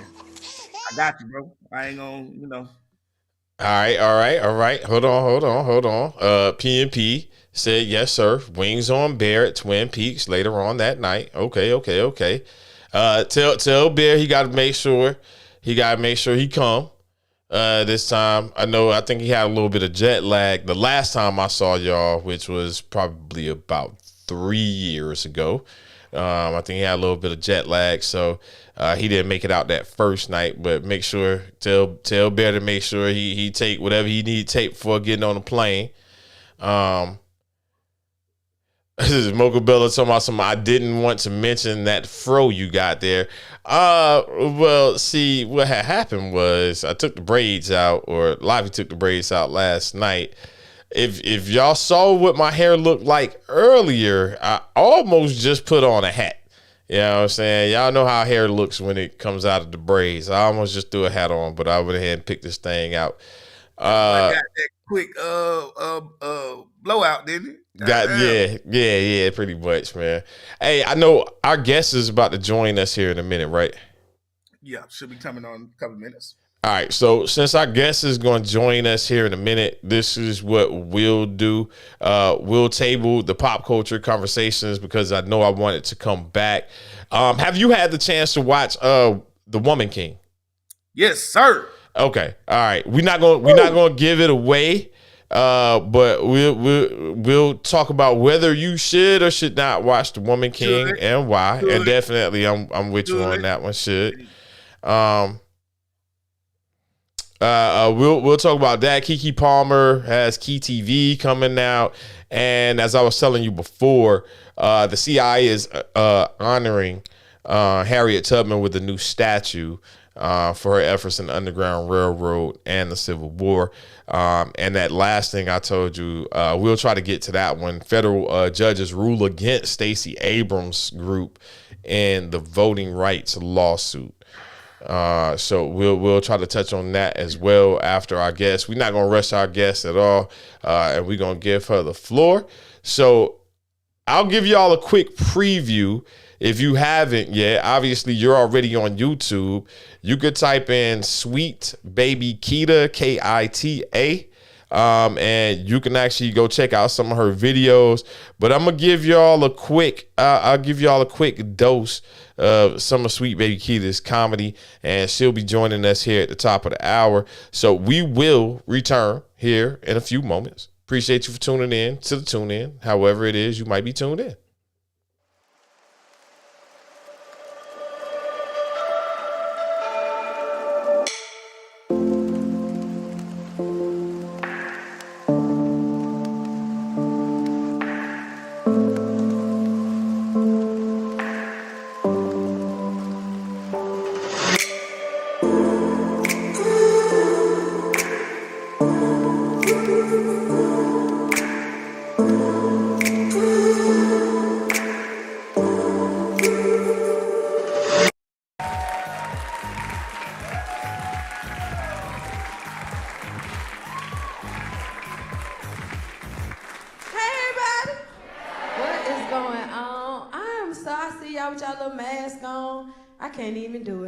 Sick of this COVID-19.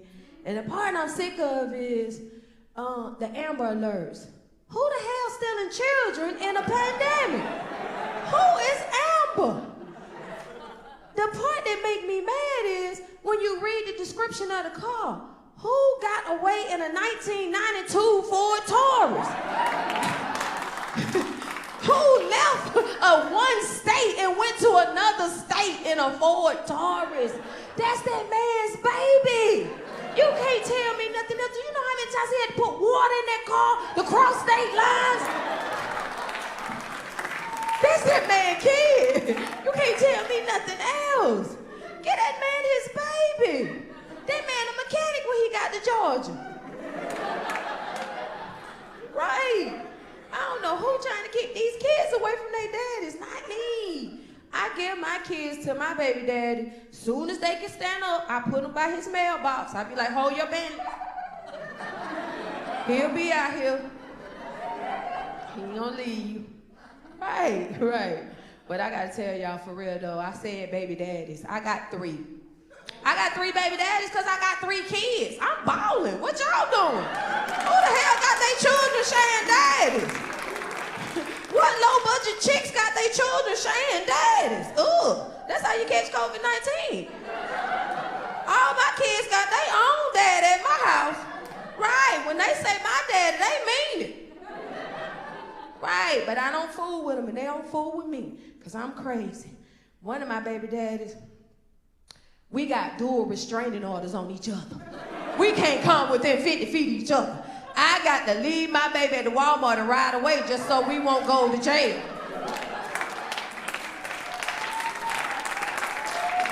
Right. The other one, him and his friends scared of me, y'all. His friends so scared, his friend said, man, how Keita throw grits on you at the club? Cause I got a crock pot plugged into that lighter switch in my car. Right? The police will pull you over and ask you about a gun in the dash. They won't say nothing about that slow cooking crock pot on the floorboard of your car. You can slang grits all day.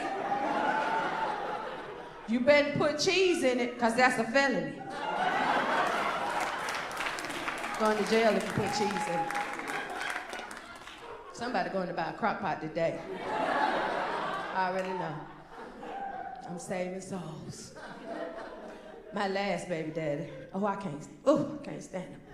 He just act like he don't come around. We got a son. That's my only begotten son. My only one. He don't come around to see about his son. That's your seed. You need to help him grow up into a man. You ain't doing nothing to me. You act like you making me mad. He ain't came around in so long, y'all. I couldn't even pick my baby dad out of a lineup. I said, tell number 2 to step up and say I ain't got no money.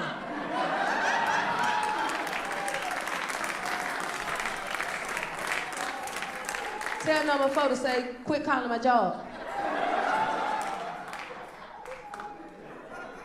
It's number 4.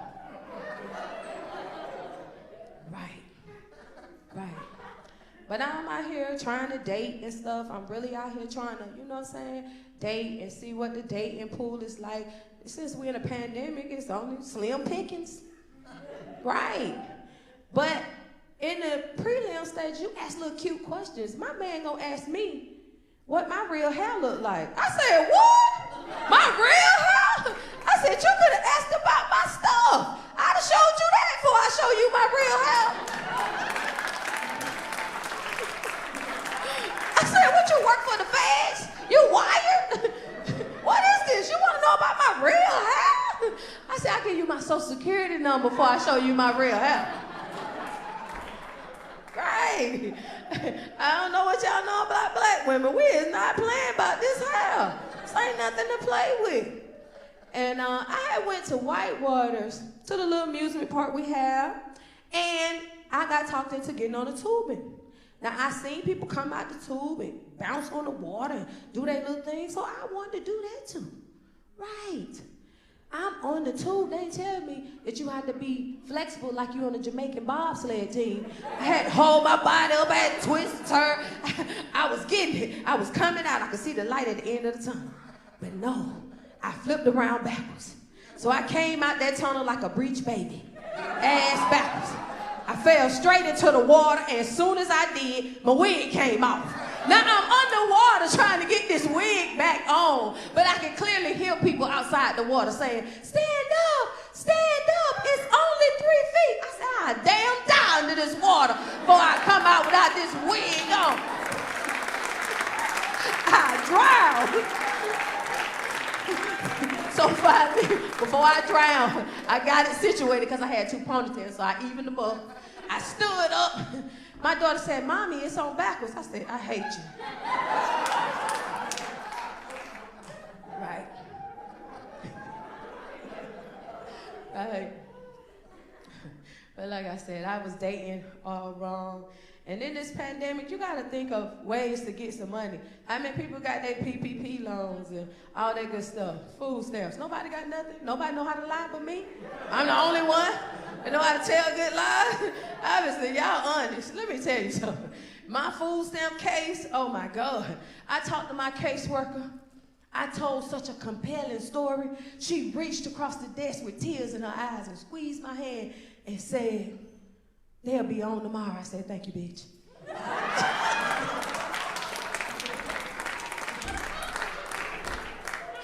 I lied so much, I put the dogs on there, Blackie and Fluffy Chroma. You hear me? I was getting them stamps. I don't care what you say. And then I got my unemployment check. No, I don't work. All I do is comedy. Right. But what I did do was ring myself up at Walmart, and I did the vegetables. I had to weigh it out. Right. I worked there. Get my check. Right. Right. Right.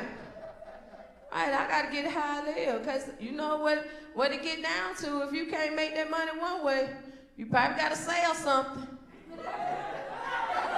Right. Y'all know. Now, I ain't saying sell it, but at least make an even exchange. You hear me? Get something for it. Yeah. Mm-hmm. Listen, I compel them, because I tell a man what all I'm going to do to him. I'm going to sex you so good. I'm going to go down and I'm going to do all this. And I said, but first, I'm just so upset because my light bill due. Right? He won't talk about that light bill. We gonna get that right out the way, okay? I know somebody needed that. Yeah, have a conversation. That's all you gotta do is have a good conversation. What up? It's your boy Moe Cheeze, aka Grits. As we are waiting on our guests, we'll be right back here in 2 seconds.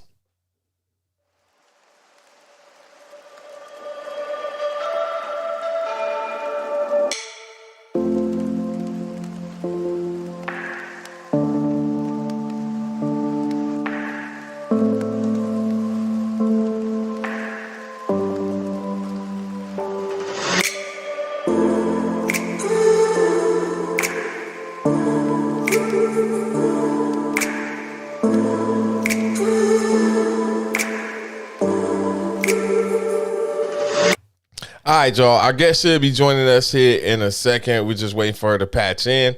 So as we're waiting for her to patch in, we might as well go ahead and get back to some of the other topics that we were going to discuss. Let's start off with this one, because I saw your eyes light up when I said this one. So this came out maybe about 4 days ago. Federal judges rule against Stacey Abrams' group in a voting right lawsuit. And I am getting this from the Black News Network. So it says a federal judge on Friday found that Georgia election practices challenged by a group associated with Democratic Stacey Abrams did not violate the constitutional rights of voters, ruling in favor of the state on all remaining issues in the lawsuit filed nearly 4 years ago. And our guest is about to join us here on the line. So y'all give me 1 second. We'll table the conversation on Stacey Abrams real quick, unless Sweet Baby Keita has something to say in regards to it. But ladies and gentlemen, y'all give a warm round of applause to Sweet Baby Keita. Hey, how Look, y'all I done kicked Mr. Controversy out and everything. All right, we got him back in, ladies and gentlemen. How you doing today, ma'am? I'm excellent as always. Awesome. Look, this is where the hot seat will take over. I'm gonna sit back, relax. I'm sure I'll have some questions here in a moment for you. I am Moe Cheeze of the Country Road. So thank you for joining us today. We got a full active chat room. I will say one thing, Sweet Baby Keita. What? You are a comedian. Right. The chat room has no heart, so please have none back with them. If you see if you see the jokes, chat room, but let me tell you something. I'm with the shit always. please be with the shit. I'm with the shit.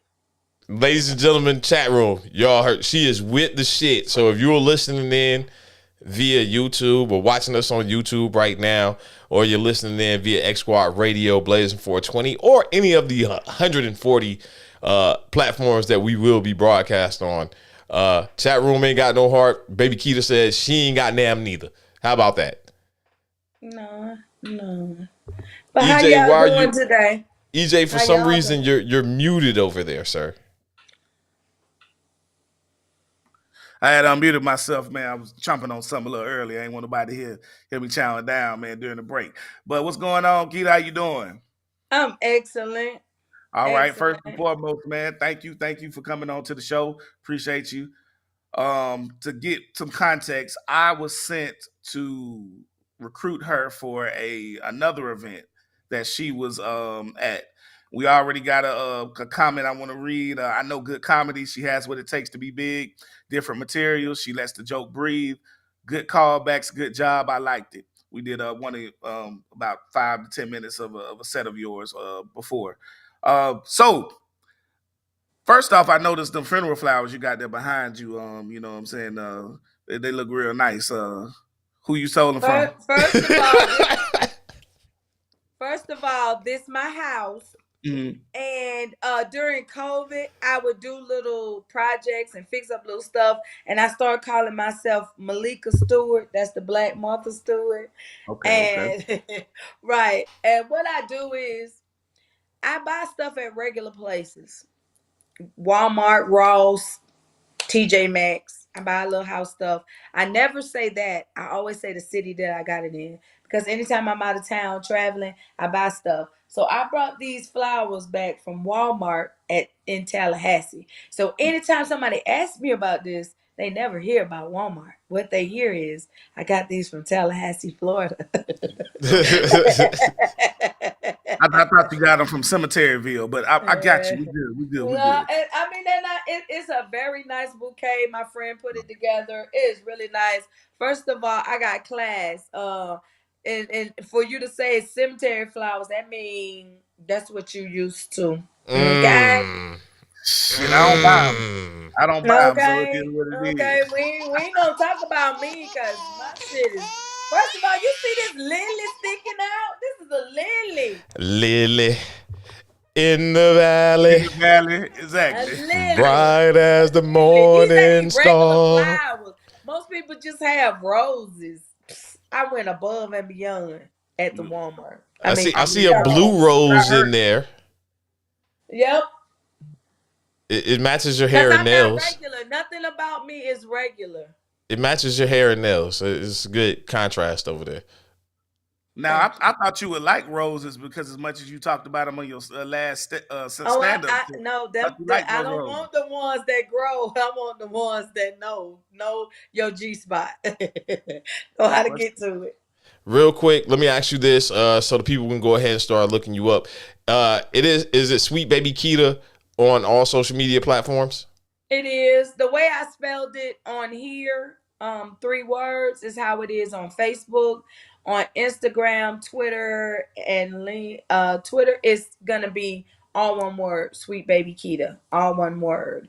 On LinkedIn, it's my name that they call out in court, Lakita Cromer. Get that government. Right. The name they call out in court. So Jungle, do not go be trying to follow her on LinkedIn because you have no jobs to offer her, bruh. Do not.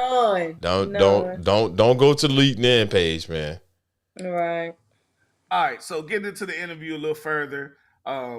First off, like I told multiple times and put on Facebook and things like that, you won Showtime at the Apollo. You've had your own Comedy Central kind of thing going on. You've won different awards for different things. Tell me about who are your comedy influences? Who influenced you as a comedian? I love Dave Chappelle. I love witty comedy that make you think, and comedy that is so in your face. Like Like it just be in your face. It be shit people want to say, but don't nobody say it. Like when he did the niggas, like that was a touch of genius. Hey, If you nigga. use that word a different way. It's just how people do a play on word, or they really, really put some thought into it, because anybody could say a corny ass joke. I when people first start, and I always say I hate it, but they always tell a joke about bad breath, or if you are in the comedy game and you've been in the comedy game for some time and you still telling a bad breath joke, then you have no range to your comedy. I just can't. I don't like bad breath. I don't like what's another one? Like it's a couple, and when they tell them, they're too easy. They're just too easy. And I Low feel hanging like fruit you jokes. huh? Low hanging fruit jokes. It's too easy to grab. Yeah, You want it's something too gotcha. easy. Yeah, So it's too I got easy. a question. Is the wig story, as far as you going down the slide, this really happened? It happened. I was at Whitewaters. And when I went down, like my daughters, it was like we seen old people doing it. They were bouncing out on this tube. So it looked really easy. But when we went up those steps, and I'm seeing where I'm gonna have to come from. Like we only seen, like when you're first coming in, you just see the part where they bounce out. So Right. they were like, you just ride down, you bounce out, but it's the ride down. So now I'm trying to, use all my skills and stay on this tube, and I'm swinging on the side, and I'm just trying to make it till I bounce out. And as long as you got your hands on those two little holders and you're sitting upright, you gonna bounce out. But when I got almost to the end, I don't know what happened. Did my feet hit the side or something? But it spins around backwards. So I had no choice. Like I wasn't gonna bounce out to the front. I went in backwards. As soon as I went in, like my wig came off. And I mean I'm splashing, I'm underwater. But when I felt that my wig came off, I just was not coming out of the water without that wig. I don't know what it was, but I was like, hell no, I'm not gonna be out here without this wig on. I don't wanna be out here looking like Queen Latifah from Set It Off out here with these white people. The braid all the way to the back. All right, tell us about Apollo. Tell us about how did you get that information, and then what happened with it. Apollo sends out, they as long as they're doing the show, they send out fillers. A lot of people find you on the internet, and they were sending out things asking people to submit videos, and I sent the video that I had from Kevin Hart, Heart of the City. I'm on Heart of the City on Comedy Central, so I sent that video in, and it was me and another Heart of the City. I call him my brother, Skeet Carter. And so Skeet and I sent our stuff in, and they liked us. So it was down to the wire. The girl even called me. We did a Skype. I had to do a Skype interview. They have to see your personality.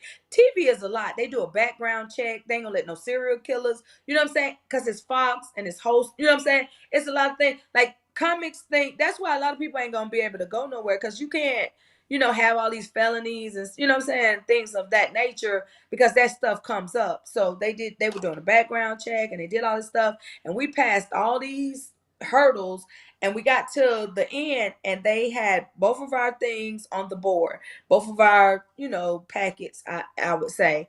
And they told Skeet to send in a clearer video that he sent in, I guess with more stuff or something. And I don't think he was able to, or I don't know what happened, but they ended up going with me. And so I'm a very interesting person. Like I have fun story. So they really like that about me. Even to the point while we were there 10 days. They called me over to the production office. They said, "Sweet baby Keita, what are you doing?" I said, "I'm laying down." She said, "We're gonna send a van to come pick you up. We want you to come and talk to us."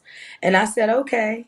And when they sent the van over, they transported me to where the production people were.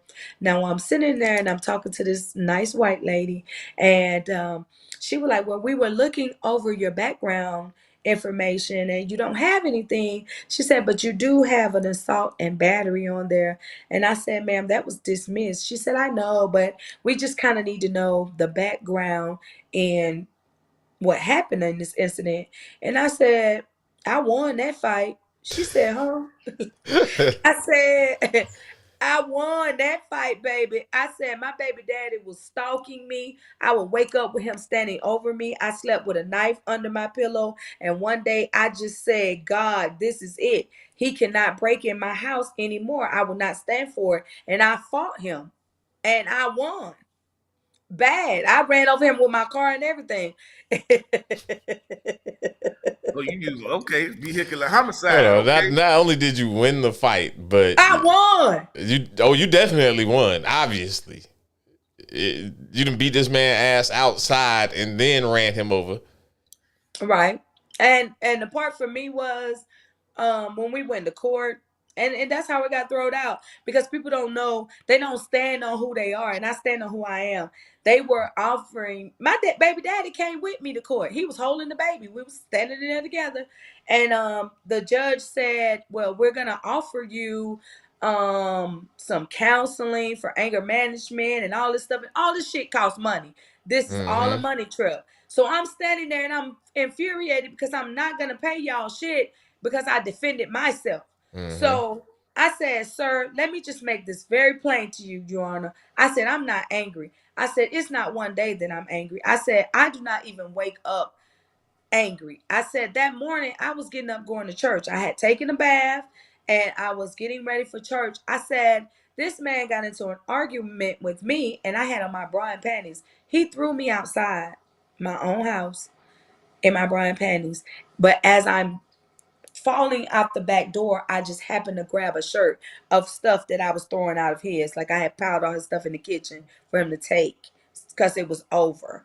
And so as I'm falling out, I just happened to grab this orange polo shirt. I ain't gonna never forget it. I stuck my arms in it real quick and I ran around to the other door. And he didn't think about the other door. So at the same time as I'm opening, he's trying to hold it, but I'm in now and I'm on his ass. And so, yeah, I won that fight. I absolutely did. And I was rightly so. I wasn't bothering him. And that they threw it out. Like my case was totally dismissed. I was not going to do anger management because I had to explain to them, I'm not angry. I'm not angry. I didn't do that out of anger. If I was angry, he'll be dead. So you won that fight. You won that fight. But tell us about the win on Apollo. Tell us about when you get there, and you know, you told a story about when you was walking down there because it's not the same anymore. That I heard you. You just come. It was just that you come from the back, and we were all kind of back there and watching each other because it's two ushers or something, and they fling the doors open. Those cameras are behind you, and then there's cameras in front of you. And those cameras back up, and then somebody follows you. The ones behind you follow you all the way down. You go up the steps, and then the other cameras catch you once you get, on the stage or what have you. But if there was a girl in front of me, and she was a contortionist, and she had a big, gigantic balloon. She could put her body inside this balloon, and it was a real thing to see. But when they flung the doors open, she got this big balloon in her hand, and she's running out the door. The balloon hit something and bust immediately. Damn. It was like blue, and we in New York. I thought somebody was shooting. I thought you was gonna say the doors flung open and the wind caught the balloon. A nigga was shooting. So we all like, you know what I'm saying? It was a shock value. But she came right back in the back. She blew up another balloon and ran on back out there. So, but she didn't rub the log. And some people don't know the magic behind the log or the story behind the log. But that was a great thing for me. While at the Apollo, during one of the breaks, Steve Harvey told what the log significance was. And it is the fact that log used to be a tree, and the tree was behind the old Apollo. And the Apollo was totally white. Only white people did the Apollo. But anytime enough white contestants weren't there, they would come out back where black people would be holding on to this tree or standing under this tree hoping to get on. And they would pick people from over by By the the tree. tree. And then, so when people would come in and then these black people were winning and doing great on the Apollo and going forward, they just, it's a symbol of luck. Like everybody now, they just hoping and praying and rubbing this tree. And when they moved the Apollo, they cut the tree down. And that's what that stump is. It is the actual stump from the tree that was behind the Apollo. That's dope. Did you know when you hit your set at Apollo? Did you knew you won as soon as you when you was getting off? You was like, man, I killed it, or did you just think you had some tough competition that time? I really felt it was a singer on there. It was some dancers. Like my episode was packed. All the episode was packed with people with a lot of talent. So I just felt like I put my talent out there. Everybody was talented. Everybody talented was put out there. And so it got down to the point where they were like the kids, and then people were saying "Sweet Baby Keita." So they brought me and those kids that danced back out. And then they put their hands over both of us. And then they said, "Sweet Baby Keita." I swear to God, I looked. And then I said, "That's me." Like, that's how I looked when I won Apollo. Because I had looked around and realized that they had actually called my name. So, yeah, it was fun. That's what's up. Um, if you would indulge us for a second, there's a joke that I've heard from you a couple of times and saying, can you revisit it? If not, tell the joke, give the story behind it with the three skinny girls and you and your homie at the pool. Mm. Oh, Can the you give pool us that? party. Can you give us a little context of that right there? Okay. What happened was, my homegirl and I, we went to a pool party.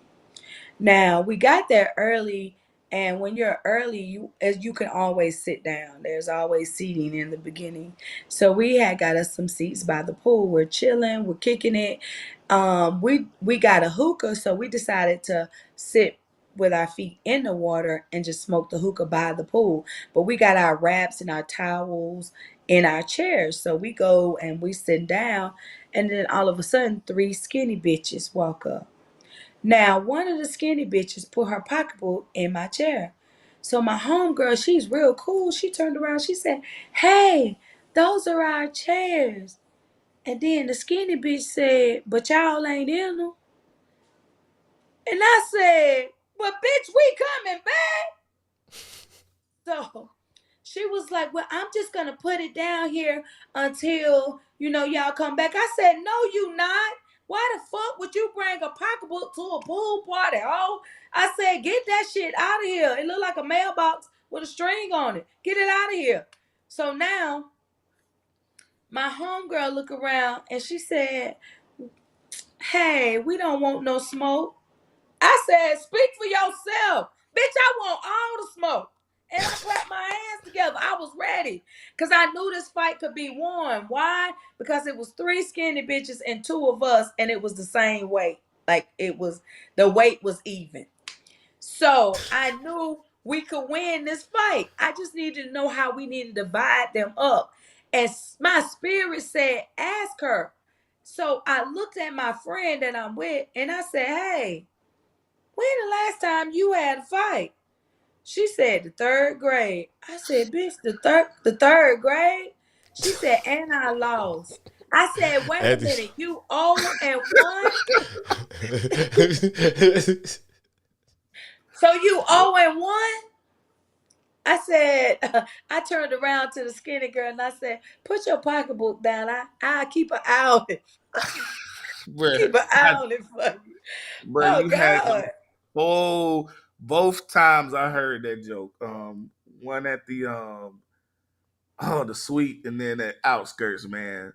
Yo, the reception was ridiculous, man. Just your art of storytelling.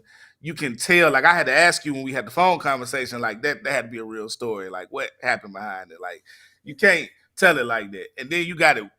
it was just it's done. And seeing that those are the type of jokes that we can put ourselves in a situation. That's why I like your comedy, Right. because it's real life comedy. You know what I'm saying? You losing the hairpiece in there. You talking about your baby daddies and stuff like that in a unique type of way.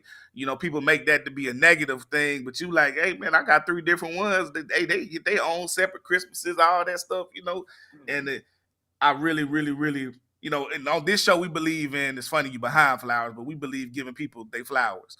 And I'm telling y'all, man, you are a great comedian, and I'm not even saying you next up because you already here and you already been Yeah. around these people and stuff like that. But definitely, you are the type that needs their own Netflix special. You know what I'm saying? I think, Yeah. yeah. I'm not Absolutely. just saying that as but just as a person who listens to a lot of comedy and listen to a lot of, and I got to be honest, I think there's some female comics that lend too much on the raunchiness, but they're Yeah. maybe not as And versatile. I I even see a I lot even of get that. mad when they do that because men say that about us. Like women aren't funny. They always talk about dick.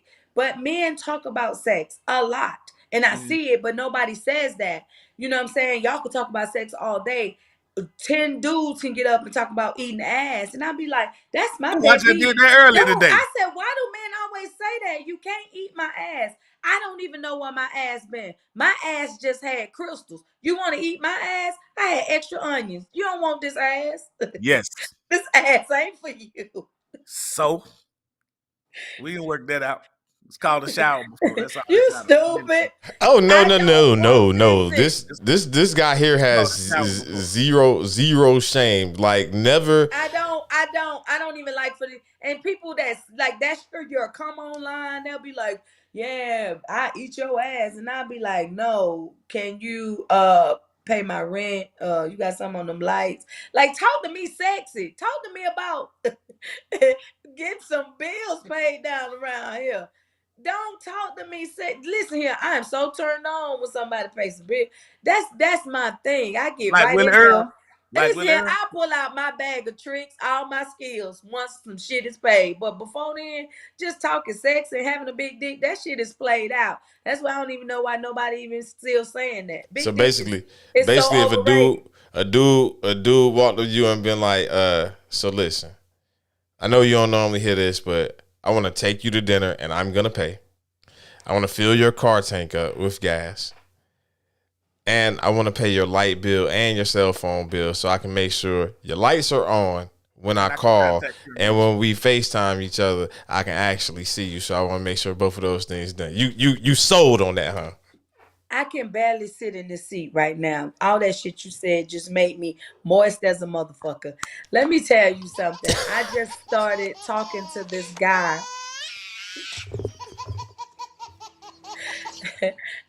All that shit. I almost touched my own titty. But listen here. This guy, I just started talking to him, and we're going on a date tonight. It's a skate date, and I'm very excited. But the other day, I was talking to him, and I was driving out of town. He and I chopping it up. He said, I stopped at Checkers, and I just wanted a large fry. I love those fries. And I got a fry and a milkshake. And he said, how much is your food? I said, they said like 8. I got a large fry and a milkshake. He said, I'm going to cash app you. I said, huh? He cashed out me $10 to pay for my food because he said he wanted to buy me food while I was on my trip. And I said, you ain't got to talk to me nasty. No, that's a waste of my damn time. All that conversation, these bitches be wanting to hear what they want to hear. You so cute, you fine, you sexy, you a dime, you a 10. You can keep all that shit and put all of that, i.e., on that goddamn water bill, because I owe them. So we know which one. Every time I see the water truck ride up the street, I be looking like, is they coming over here? They coming their ass. They head this So way. Mo, we know which one out of the 5 type of men she prefer. You know what I'm saying? She don't want cap the conversation. You know what I'm saying? She ain't Nope. trying to hear all that. Yes, I You know what do. I'm I do saying? want. Listen, you're Number wrong. 1 is money man though. No, number one, I'm not even gonna talk to you if you ain't got no real conversation. it's nothing to talk about. I'm a older individual. I ain't gonna say how because these people don't know me and they don't need to know my business. But I'm an older individual, and you got to have conversation. I don't like sitting on the phone. I don't like holding the conversation up and I say the thing to make you answer or respond, or I engage, or I bring up the topics and then now you're able to speak on it. I want for you to have some conversation. I want for you to be able to pick spots for us to go. Be it and arrange it. If it requires reservations, get reservations. If it, you know what I'm saying, we got to be here at a certain time before the crowd get here, let's do that. Or, you know what I'm saying, whatever. But you make the arrangements, you make it good, and we have a good time. That's a good date for me. And I hate when men ask me, you know, what you want to do, what you like, what food you like, but then some kind of way they reroute it and they got you doing some shit they like to do, and you eat some food that they like. Cause I don't, and I don't like that. Like, quit asking me what I like when you gonna say, what you think about, if you ask me what you want to eat and I say Italian, I love pizza, but I love Italian food, and I love Hispanic food. You know what I'm saying? Like, those are my tops. And like down, I like Asian, but I don't go out to eat it. Like, I don't find Asian spots. Like, I'm not into it like that. But a friend of mine, he loves Asian food. So every time, some kind of way, we get rerouted to some type of Asian function. And I don't like. I mean, I don't like it like that. But don't ask me where I want to go. And I say Carrabba's or Margiano's, you know what I'm saying? Or someplace that I would like to go, or brunch. And then now I'm sitting in this Asian fusion restaurant eating these wet looking pot stickers. I don't want to do it. I gotta do this. I had a question, but until I read one of these chats from this person, he is going to continue. So I'm about to let you fire off on his ass real quick. Okay. Jungle Brother has had a lot to say in the chat room, but I'm gonna read this last one. He said, "I don't know about paying the light bill, but I'll pay for a new wig. It looks affordable." Well, really, this is 12 o'clock in the day. I just got up and got off the phone with my friend. You pulled the picture up. He pulled the. Can she see the picture?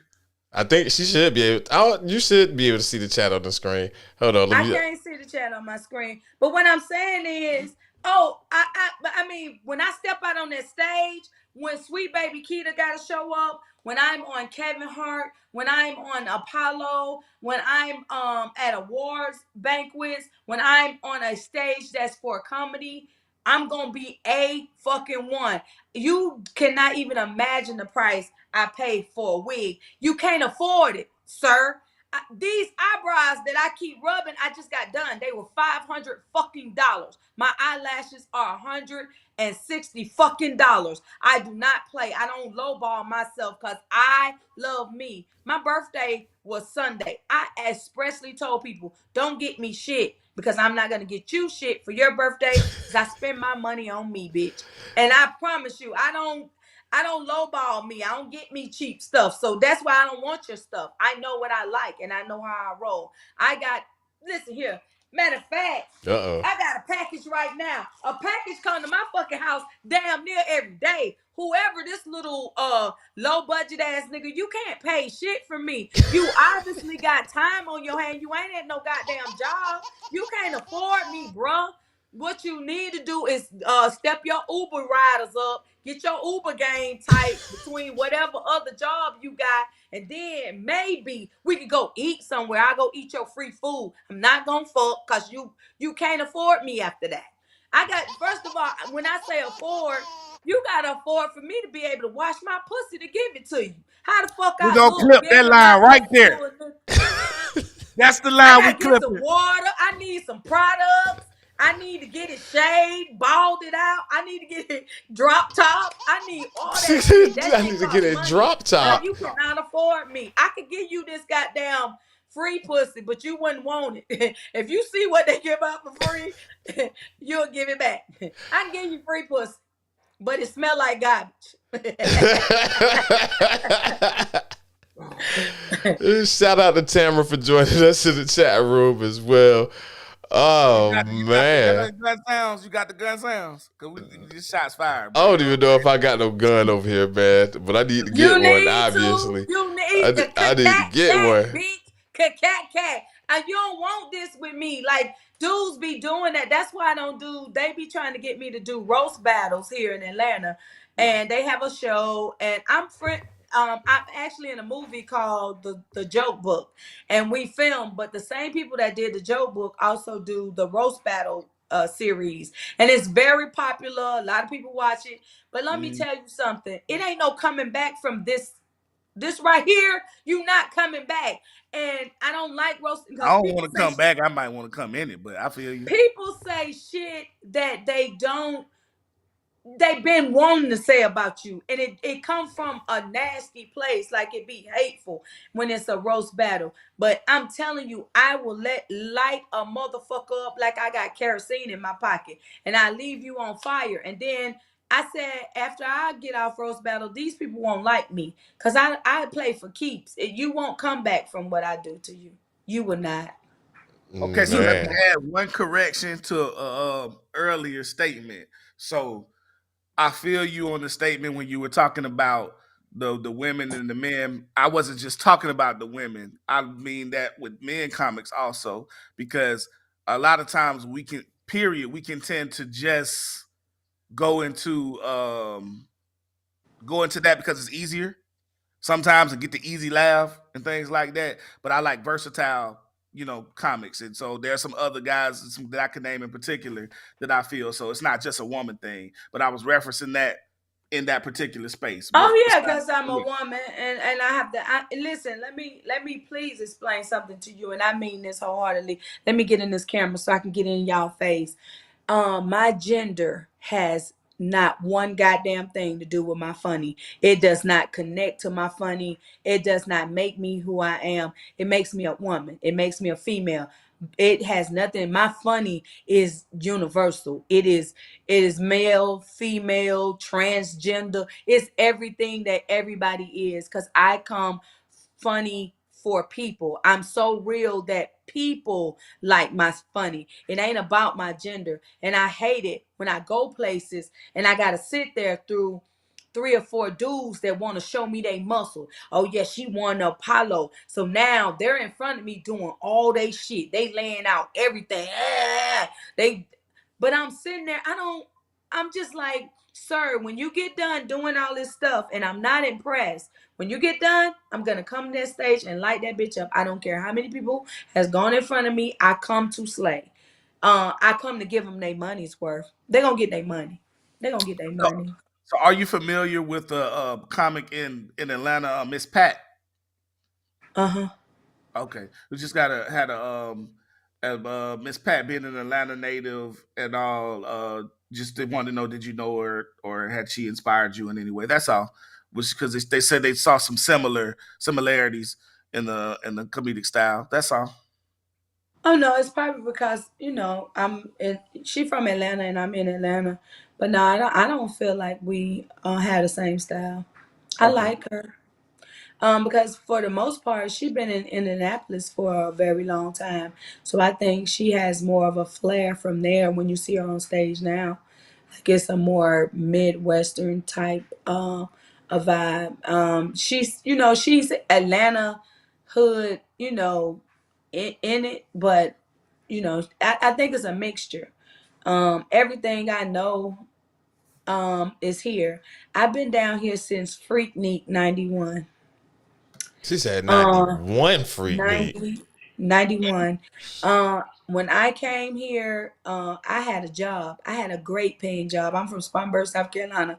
You don't do shit that round there but make money and drink liquor. And Oh, I don't drink liquor. the homie. So I do a couple of shows. I do Mo Fish and Grits, and Big Mo is actually from Spartanburg. I know Big Mo. Okay. Is it Mo Dixon? Nah, his last name is Nesbitt. We'll get together. Anyway, so like I said, And just with me coming down, I was like, when I got here to Freaknik and I seen all these black people being productive and prosperous and winning and looking good and they on top, I could not go back. I called my job and I quit over the phone. My boss, the white man, he was like, Lakita, people, Lakita, why are you quitting? I know you're in Atlanta having fun. You know what? We'll save your job. We'll hold your job for you. Just take another week off. I said, don't hold my job. I ain't coming back. I'm not coming. But because, and I seen it, like the job was a trap. My mother had me at 16. After she had me, she went straight to work at this place. And she worked there like every morsel till they closed down. Um, she worked there for 28 years. When they closed down, she had nothing. She had no real skills. It was a cotton mill, so she had no real skills to do, other stuff besides factory work. And then my mother got me a job, but before it closed, she got me a job there when I was old enough to work there. And I worked there, and it was crazy how much money I made. I had money in the credit union. Like, I had bought my own car. Like, what I'm saying, was young, 20 years old, with a son, with a car, a good ass job. I moved out and got my own spot, like everything. Like, I was living my best life at 19. Like, when I got down to Atlanta, and the girls here were like on welfare, not saying anything bad about it, but they would have kids and they would be waiting on the first of the month, and whenever they stamps, like I didn't know that. I went to work every day. And like I said, to walk away from a job like that, it says volumes about the fact that I was willing to risk it all just to be down here and I just needed to soak up the essence of black people wanting something and having something and doing something and having a voice. Right now I work with a lot of agencies. I'm very big on mass incarceration. I think that black people get a different amount of time than white people off For sure. top all the time. And it's because that we don't have access to good legal as long as somebody speaks up for you. Or I'm gonna tell you what else speaks volumes and black people don't know it and they need to know. When you go to court, tell your family to come. When that judge sees that someone cares about you and what's going on with you, and if nothing else, we can help them get back on the right track or speak up to your character, then they are more lenient on your time or whatever has to be done to rectify the situation. But when you don't have nobody standing in that courtroom with you and you don't have no legal representation, then it is what it is. You're gonna get, and then sometimes people just be in the wrong place at the wrong time. And I don't know how they lump everybody in. Like, someone could commit a crime and come and pick me up. And I don't even know the crime been committed. But when they pull us over, all of us in the car, all of us just got charged with murder. And I wasn't even, they just got me from my house. But they're not even listening to you. You're being charged. You got to fight it. You got to go through court. You got to get enough money to bail out. Like, it's a lot. And I pray and I really want to uplift my black men. Please stop giving them the opportunity to even get you down there to even be at this point. But when you do, if you selling drugs, you need to put up enough money. Stop buying them goddamn Jordans and Forces and shit and goddamn gold necklaces. Get you an attorney on retainer, because the day gonna come. You can't do this for forever. And it's just, we got to start caring about each other and making sure that we're good. Because when you walk into court with a public defender, you really just, you saying I give up, basically. A public But pretender. I mean, unless your case is your case and you know how to talk. Because I had got charged. I was dating a drug dealer. I'm just gonna tell the story. I was dating a drug dealer, and I guess they were watching him. My son and myself were walking out of his house. We were going to catch the bus. I was young. I'm carrying my son. He's some months. He's wearing a pamper. So I seen white people just running at me. I didn't know what even was going on. So I'm looking around, I freeze because they're yelling freeze. And I guess they saying they the police, but I'm in shock. So they run up on me. Now they're like, yeah, we know Fred sells drugs. And I was like, he had a real job too. I was like, he doesn't sell drugs, he works, and da da da. And then they checking me, and I had on a Payco suit. And if y'all know what a Payco suit is, it had a million holes in it.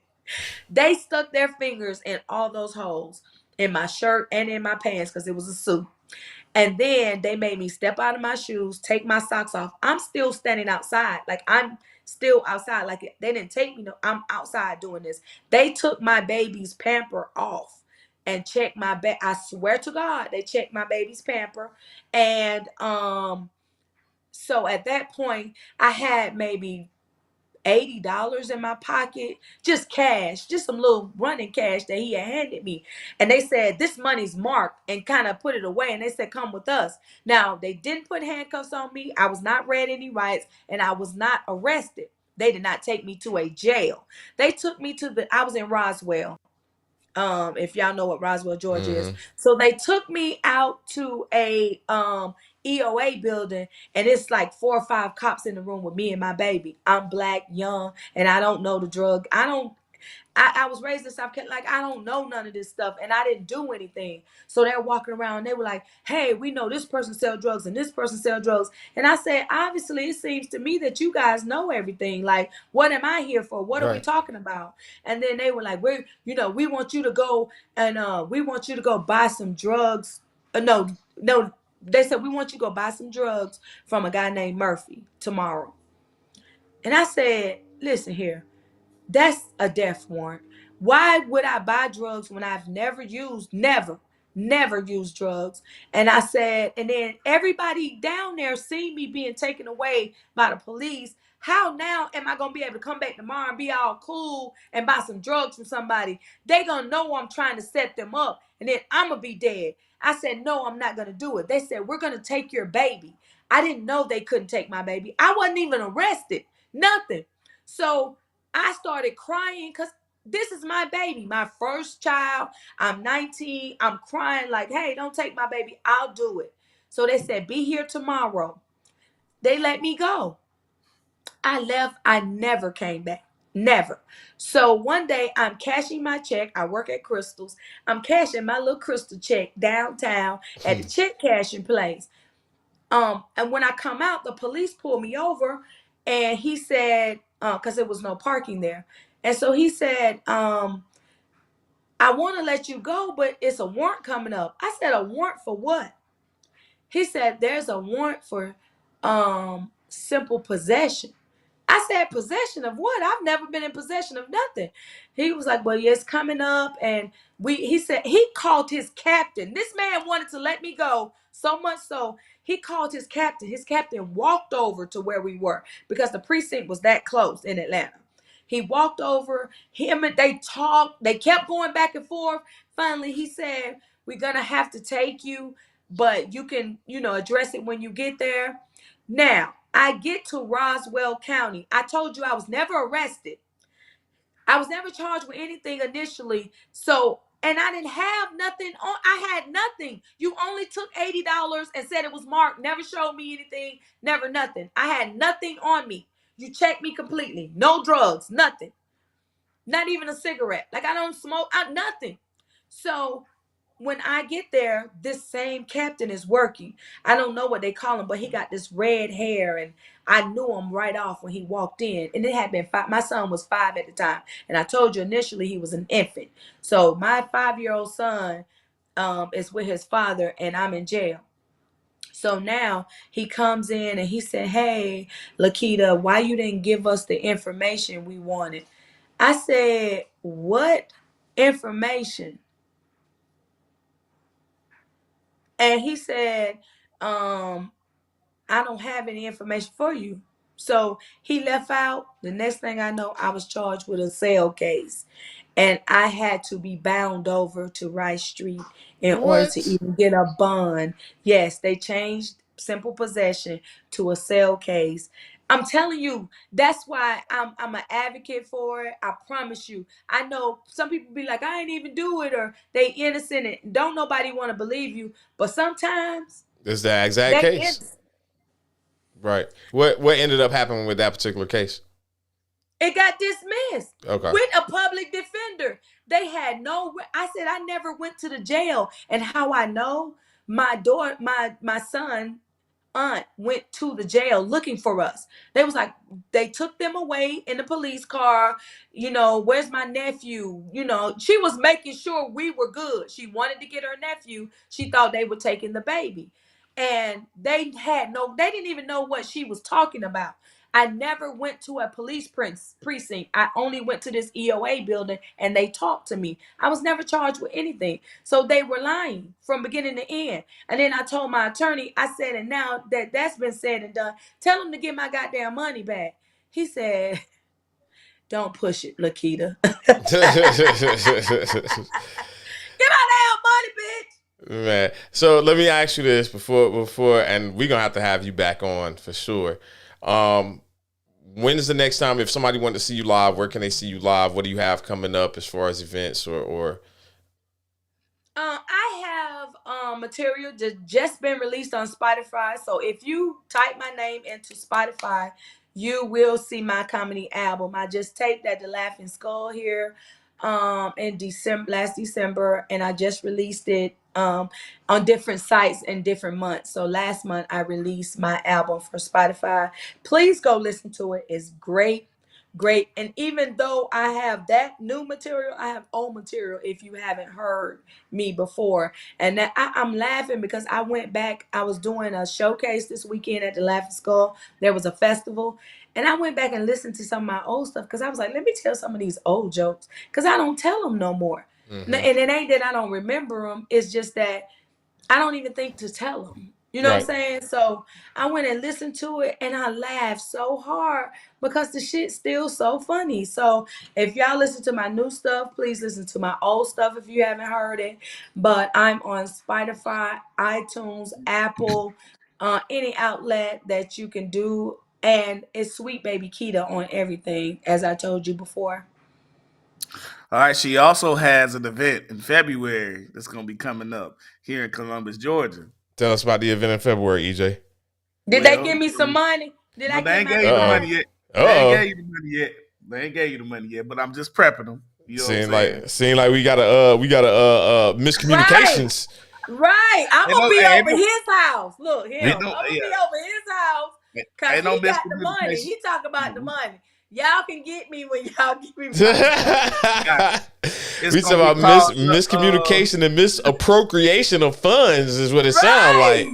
Oh no, the deposit will be sent very, very soon, man. We got you. But it's gonna be called Love, Lust, and Laughter. You know what I'm saying? She'll obviously be the laughter part. It's gonna be that weekend. Shut up! I'm gonna be the lust part. I'm gonna have my titties all the way out. Okay, wait a minute. The DJ, you know what I'm saying? Female DJ in the lingerie type stuff. You know what I'm saying? We're gonna have a lot of stuff going on. A guy named Trey Merritt is gonna be the main music act. So it's gonna be and we're gonna have food there, nice ambiance, dress up, or you can we're gonna try to determine if it's gonna be more of a lingerie thing or if it's gonna be the dress up thing. We gotta figure that part out. But I wanted to make to the point where it's a one-stop shop for your Valentine's. You get everything. You got your food, you got your laughter, you got your live band, everything. So you instead of going. Did you talk to my homegirl too, who sell the rolls? Because that is essential. Talking to her about being a vendor. And we are not talking about flowers, I'm assuming. We never. I never talk about flowers. These is it. Tallahassee. So yeah, we've already discussed your fee, ma'am. So we gonna get you the deposit. You know what I'm saying? So I can make sure I hold the date down for you very, very soon. Okay. Wow. Tamara Ferris comes in. She says, "Sis said, run me my check and shake them titties, baby." Okay, I see where this is going. I might have to, Laffy T, get ready. I might have to get my Hugh Hefner smoking jacket out for this event. Yes, sir. All right. Hey, one more time before we get you off here. One more time. Tell them how they can find you on social media. I'm putting it in the chat room for them as we speak.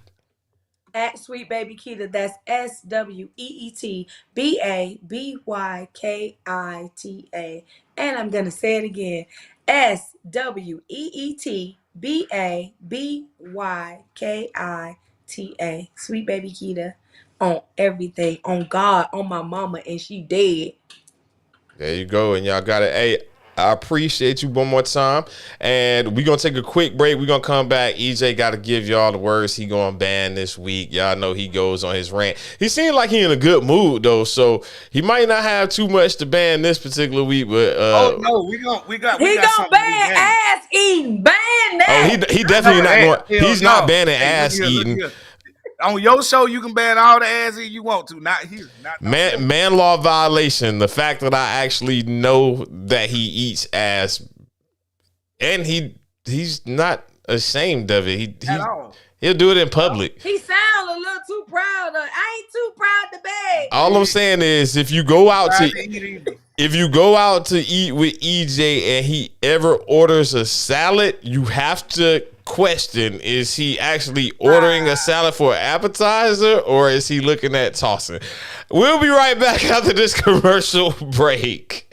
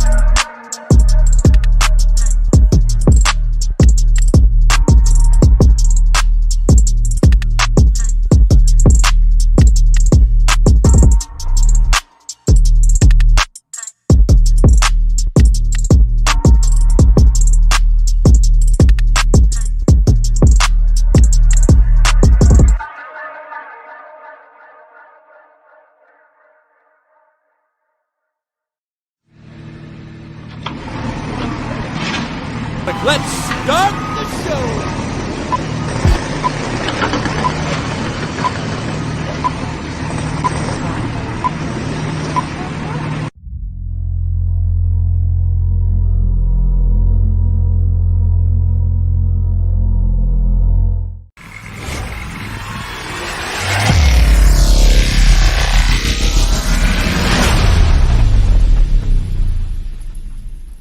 This is a podcast.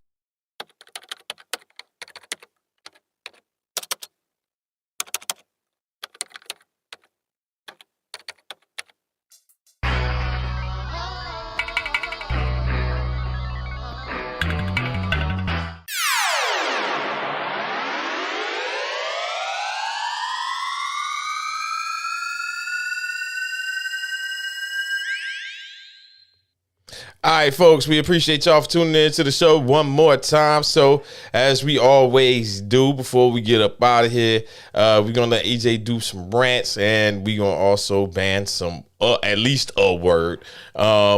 Later on this afternoon, you got Cooking with the Microwave coming up on xsquadradio.com via the app and on Blazing 420. Mo Fish and Grits will make an appearance this evening as well, so I got to get off this show and work that one out. So we'll have a special guest in with us for this week's show, which we will explain a little bit later on. And then to my knowledge, It's a Long Story is going down later on tonight as well. So I'll be around. EJ, what are we banning? Hold on, I think you muted. You muted yourself. You muted yourself again. All right.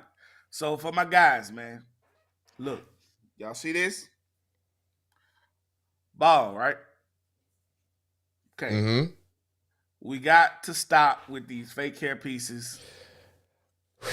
We're banning the fake hair pieces, bro.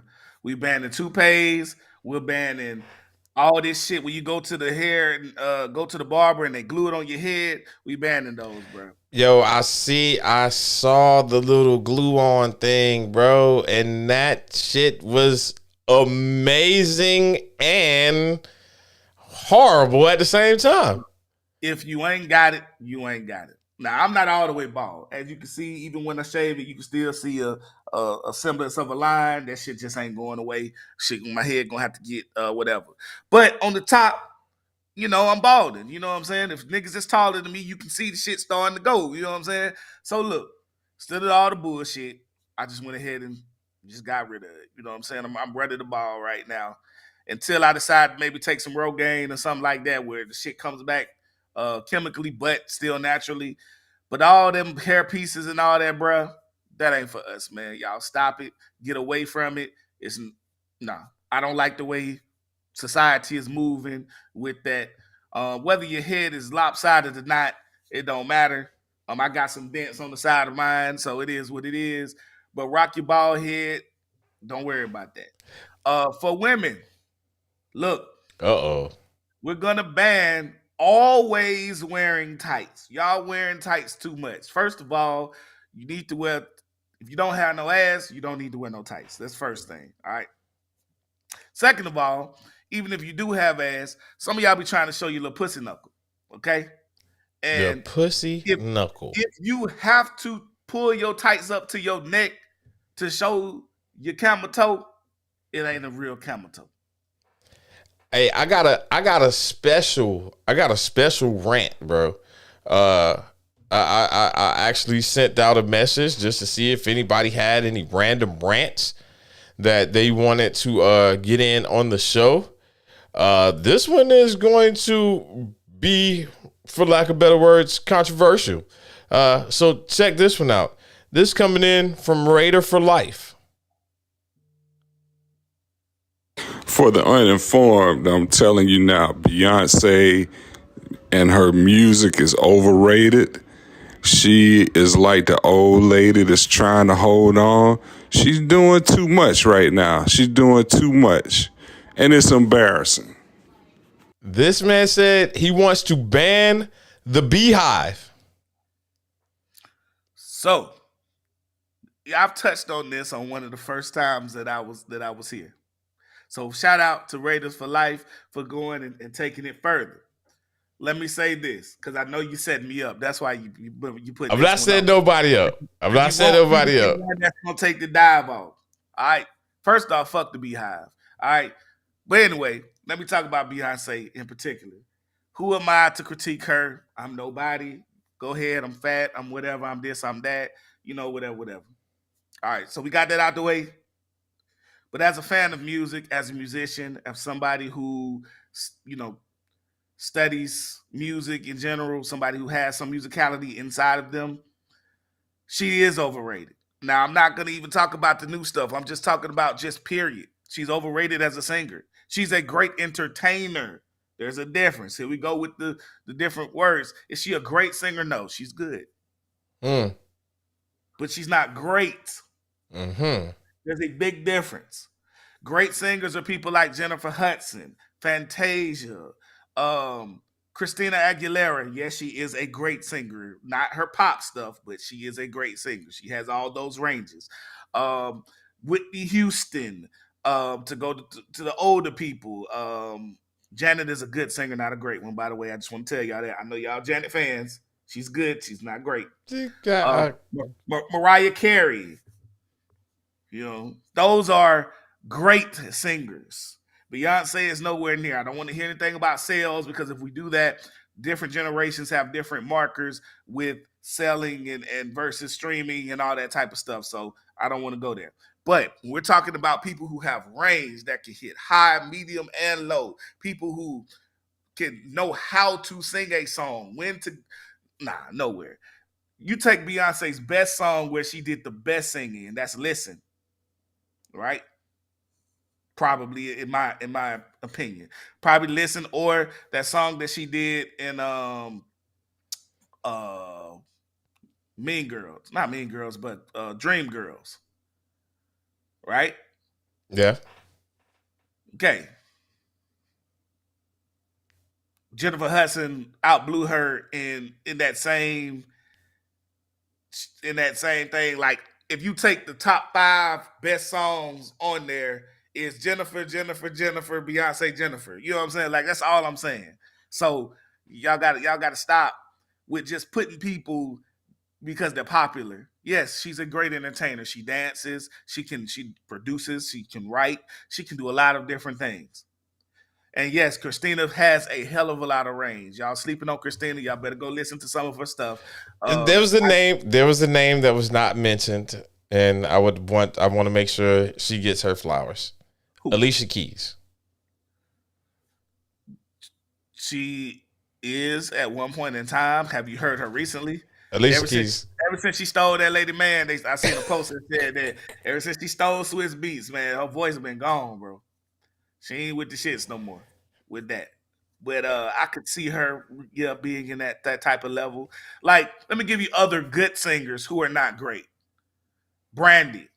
Brandy is another type of good Brandy singer. could have been great, man. I thought Brandy was going to be our next Whitney Houston-ish type person, and that never really panned out. Now, I will say, the register is different with Brandy. She has a lower register, so she can't hit some of the high notes. So, but there are people who can hit high notes that aren't consistent, like what's her name? Keisha Cole. Exactly. She came up there. I was gonna ask you where do you have Keisha Cole and where do you have Monica? If you hear all of those live, Monica is as close to great to me without being great as you can get. I think she's like right there, just a tad bit below them. You know what I'm saying? But she's very good. Keisha Cole What's Virginia sing her ass off? What's the beautiful sister that is on Power? Not on Power, on Raising Canaan. Playing the mom that ran away. I cannot think of her name. Somebody in here just heard that question and they're gonna say it, but damn, I can't think of her name. It'll come up in a second, but I get you. But that's what I'm saying. There's a difference between good and great. You know what I'm saying? There's a difference, and when you look at Beyonce, you're listening to the pop stuff. You're listening to the production. You're listening to, what I'm saying, like even take her away from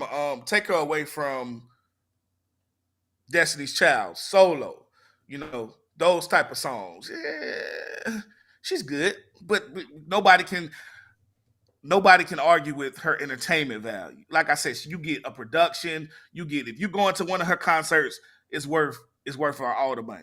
Tila, not Jukebox. Who is Juice? Who is Juicebox? Jukebox mom on Raising Canaan. That's who I'm talking about. Okay, so one that people get on me for, Mary J. All right, that she is so hard for me to place that I feel with her like I do with Monica. People get upset with me about no, it's not Nari Noddington. That's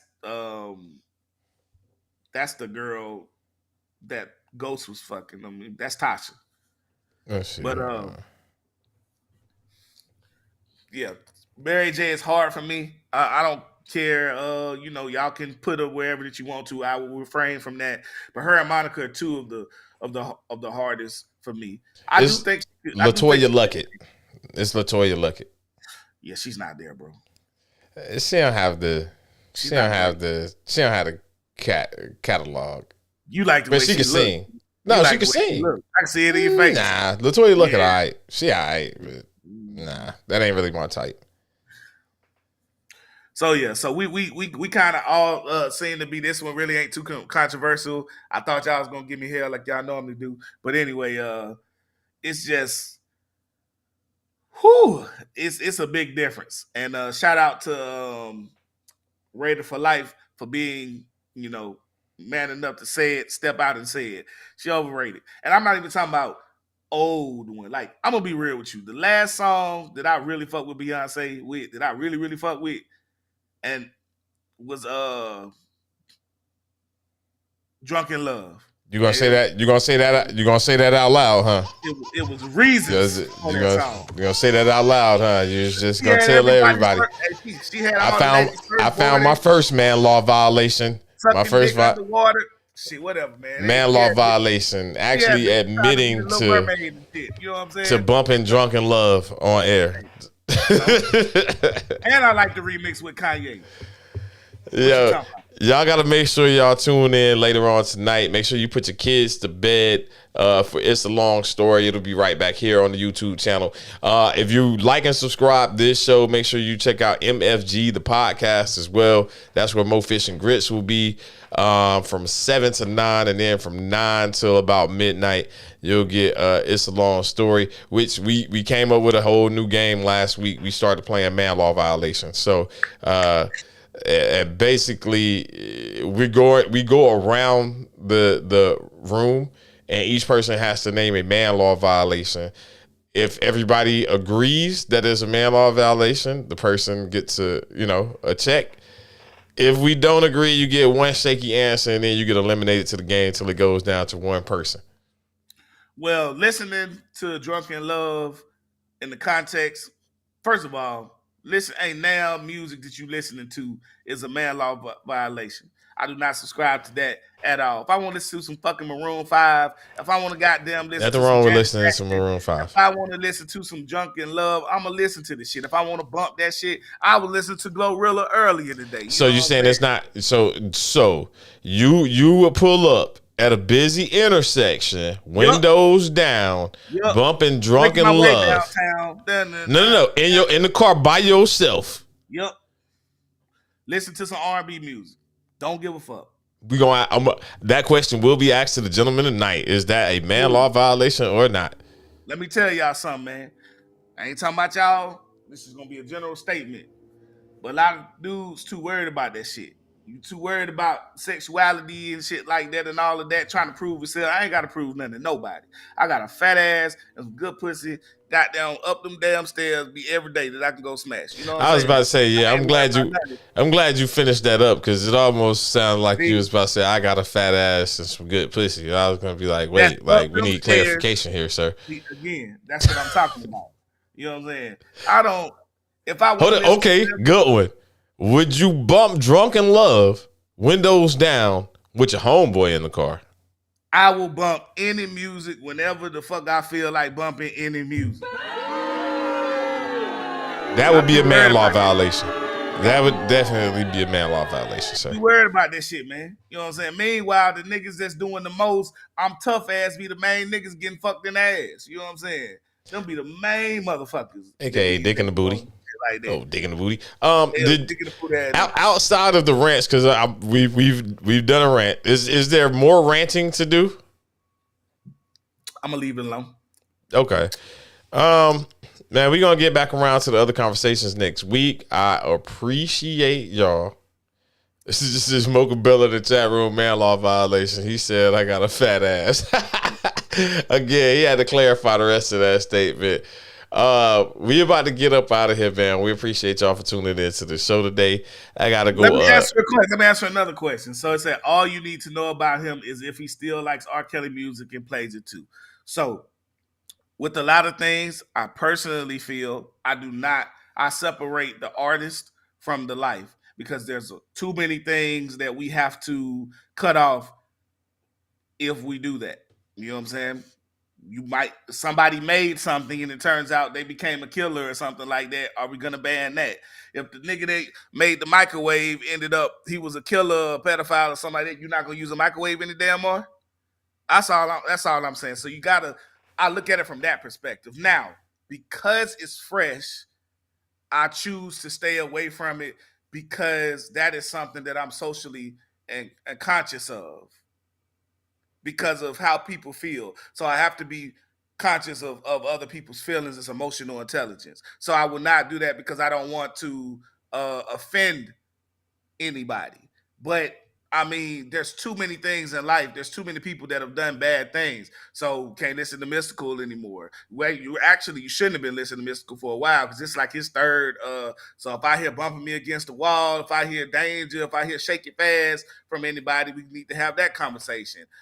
Anybody. So drugs and stuff like that. People who are selling drugs. The game is about that. So if I get all personal about the shit and the guys that actually catch a charge for it and stuff like that, so we're not listening to Young Thug anymore. We're not listening to all them cats that have the RICO cases. That's the only type of stuff that I'm talking about. If we start judging everybody for every single thing that they have ever done in their life and not separating it from then that's so much. And everybody's entitled to their opinion, but there has to be some type of line. Like I don't agree with council culture in general, especially with me like putting it out there to other people and telling somebody else, hey, don't listen to them because of this, da da da da da. So many all these movies that's going, the pedophilia that's going on in the industry. Go look up those names. You really can't watch anything in Hollywood now. So if you watching movies, it's probably somebody on there that produced it, directed it, acted in it. So you can't watch the damn movie either. So is that ignorant? Is that whatever? I would on my end, I ain't gonna sit around and tell nobody what they should or shouldn't listen to per se, but I ain't really listen to Kels like that. Like, I'm not actively looking to listen to R. Kelly, and I got my other reasons behind that shit. Unfortunately, I happen to share a birthday with R. Kelly and Elvis Presley. So okay, exactly. I mean, we all know what Elvis did too. Got married to what was it, 13, 14-year-old girl. You know what I'm saying? So, but people, again, there's so many examples where there is a lot. And I'm not saying that it's right in any way, form, or fashion. Not at all. I'm not. Hey, not to delay the end, but Sister Pink said something earlier on the show, and I do want to get your opinion on it. She was talking about Young Thug, and she said, "Isn't it interesting how when he was wearing a dress, everything was cool, but the moment that he started buying property and started to establish himself as a black business entrepreneur, all of a sudden there became a RICO case, etc." Like, any thoughts or opinions? Because I really didn't look at it like that until she said something. I had totally forgot about him wearing the dress. Before I get to that, let me finish this point. So I don't go around trying to piss people off on let me play some R. Kelly because you know what I'm saying. Because most of the time he's not naturally in my playlist. As a married dude, you know what I'm saying. I don't really. That's some stuff I play in the bedroom. You know what I'm saying. I'm not out here. You know what I'm saying. Trying to have a sex tape as far as audio. For CDs and stuff like that. So I'm not on that type of stuff.